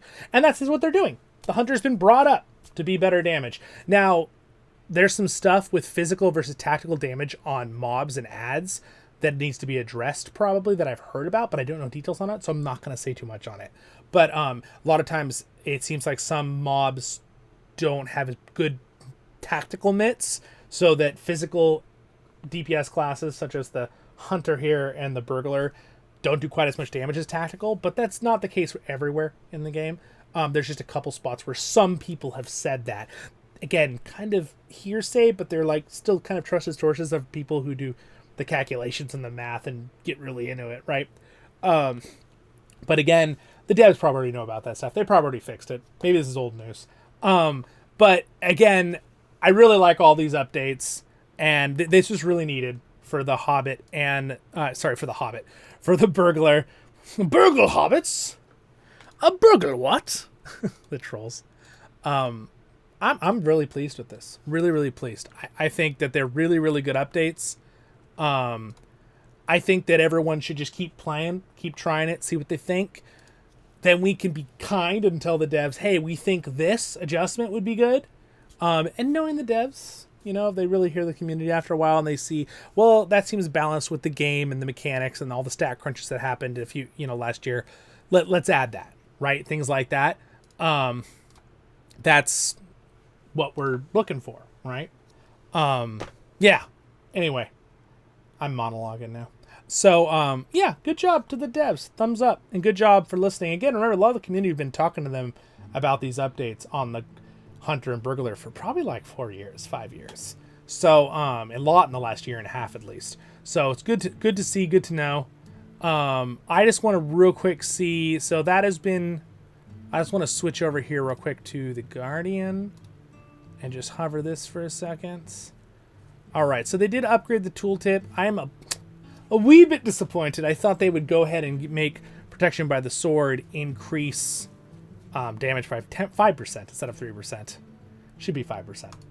But I think again it's a raid wide thing. They're realizing that how much do we want, if they have one of every class, how much bonuses do we want to give the stack? Now, one thing that I do like about this is that the protection by the sword says proximity to the fellowship, and your skill with a weapon increases your partial thing, and then it says on use 3%. this ability would procs to the whole raid. I hope it still does after the update, because that would be a big sadness. Let's check right now. Barukazad! All right, we're back. So let me just check this real quick here. So I was just curious on this. I'm not going to put on my DPS gear. I'm just going to stay in tank gear here. I just want to see real quick here. They said that they changed... All right, so that's the same bleed. Someone made a correction on my video I did yesterday. I appreciate that. I always like corrections that are just good info and not being a stinker about it. So the bleeds are going to still look separately different. It was just the deep wounds effect that was changed slightly for the Guardian in DPS form. All right, so we're going to go ahead and use this, and then... All right, is this fixed? This should be 10% now. Oh, that's the ruptured artery one. That's at 6%. Hold on. We're gonna try that again. We'll wait for the cooldown. Okay, where did my... There's my Hunter. All right, we're gonna re-invite him. I just want to make sure that this skill still goes cross-raid here, because that was cool that it did that. So we should... There we go. There's the 3%. So now we should... Oh, excuse me. On the wrong character. Let's go in and make it a raid real quick. Convert to raid. And then let's move him into the other group. What? All right, let's go ahead and see if that stays on there. The buff for him. Because it did before.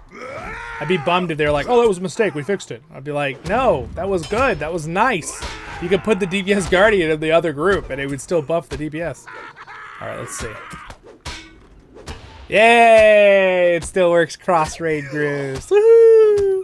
All right, good. Thank you for not changing that standing stance. I would have been very disappointed and very frustrated, especially if you didn't buff it to 5% and then also did that. Oh, there we go. There's the terrible wound. Now looks like... Okay, terrible wound has a different... There's the different animation they were talking about. All right. So, let's go ahead and do Cataclysmic Shout into this. Into a Rupture, which, why does Rupture only tier up 3 times 6%? It should be 10% damage, not 6%. Something is happening! Yeah, additionally, for each bleed that is removed, increase the incoming damage to a target by 2% for 10 seconds. If I'm removing 1, 2, 3... Okay, that's 3 bleeds. All right. There we go. 3. Okay. And, all right, there we go. We have 4.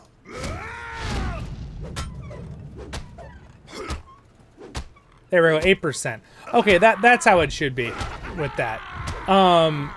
Now, originally, I was kind of hoping they would increase that, because I thought they were saying that it wasn't working correctly. I thought I did a flat 2 on top of it, but maybe I'm just tired and I'm forgetting. Additionally, for each bleed that's removed, increases the damage on the target by 2%. No, I think it's just up to 8% then. Okay. So, still it's really strong, because you can use it every 40 seconds. So, the DPS Guardian being a DPS, and then also... And by the way, I have a video coming out very, very soon on the DPS Guardian, which I'm glad to see that these updates for the Guardian, the little minor ones, did nothing to the class, because I'll mention in that video that I knew there was a small update coming out. Literally, it's inconsequent. There's no point to even... I'm glad I didn't wait.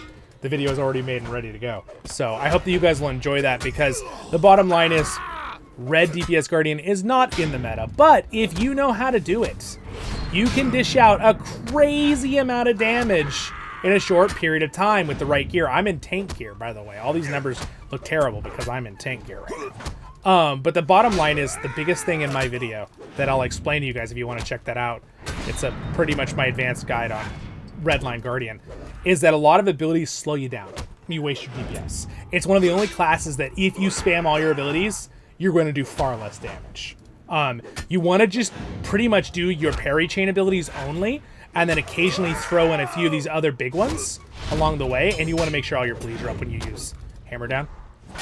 And you can occasionally weave in Guardian Sword and a Sting, because you can trigger like 4 or 5 abilities at once if you do Annimation cancellation is my little fun term I like to use. I mean, I don't know if other people made that term up ever, but I made that up myself, so I'm claiming credit for that terminology. But I've claimed that for like 3 years. But obviously, it's not copyright. People can use the term if you want it. But yeah, anyway, it's actually, they can do a lot more damage than I thought. When I did some testing, I was like, oh, it just matters on how you do your skills. Because if you do them wrong, if you do the bleed cash outs wrong, if you start trying to use your sweeping cut all the time and vexing blow and all these other things, or using other things too often, it'll cut your DPS by like a third. It's crazy. It's one of the only DPS classes I've found that with. I'm sure there are small things like that with the DPS classes. But the Guardian is like the worst with having that happen, which is probably why most DPS Guardians don't do a lot of damage. That's one of my theories. You should go watch my video. If you feel like watching a video after a 3.5 hour video, well, there's another 2 hour video you can go watch. Okay, you can laugh. You don't have to do that right now. But again, if you want to throw a like and subscribe on there for all of my work and effort in this video of reviewing this, I'd greatly appreciate that. So would my character Zollin here behind me. Have a great day in Middle-earth, guys. Stay happy. We did it. I wanted to cover this. I really did. I'm not going to cover any of the other stuff. Stuff with the Entomore updates, and we'll get to that later. But not in this first video, because I don't want to do a 6-hour video. But there's a lot of other stuff. If you want to, you can check out my talk video going through reading all the notes and update notes for Update 45. I have that linked right down there. I'll put it in the comments and in the description. And again, I'll throw a few timestamps down there, so you probably used them. But anyway, have a great day in Middle-earth, guys. Thank you for watching, and hopefully this was helpful. I did this at a time to try to get it out for you the day after, so those who are curious can just watch a video without having to do your own testing and looking at it. Kind of to get a gist on what's going on here. Yeah, so you can watch this video in parts even. I do that sometimes on like videos. I'll just watch like a part, and then next day I'll watch the next part with the timestamps. Anyway, have a great day in Middle-earth, guys. Stay happy. And again, thank you for supporting the channel. Thanks to my Patreons, Reb, Elrandor, Angus, and all of my Patreons. I do this channel full time, so I appreciate that support. And we do other Lord of the Rings stuff here as well. Replicas, items, lore. I do other stuff too. There's even like ambiance videos on the channel. So check them out. Have a great day in Middle-earth. And I hope to see you in the next episodes and streams here on Voice of the Rings. Barukazon, Kuzan, I menu, and I'm at your service and your families as always. Stay happy, guys. See you in the next ones. Cheers.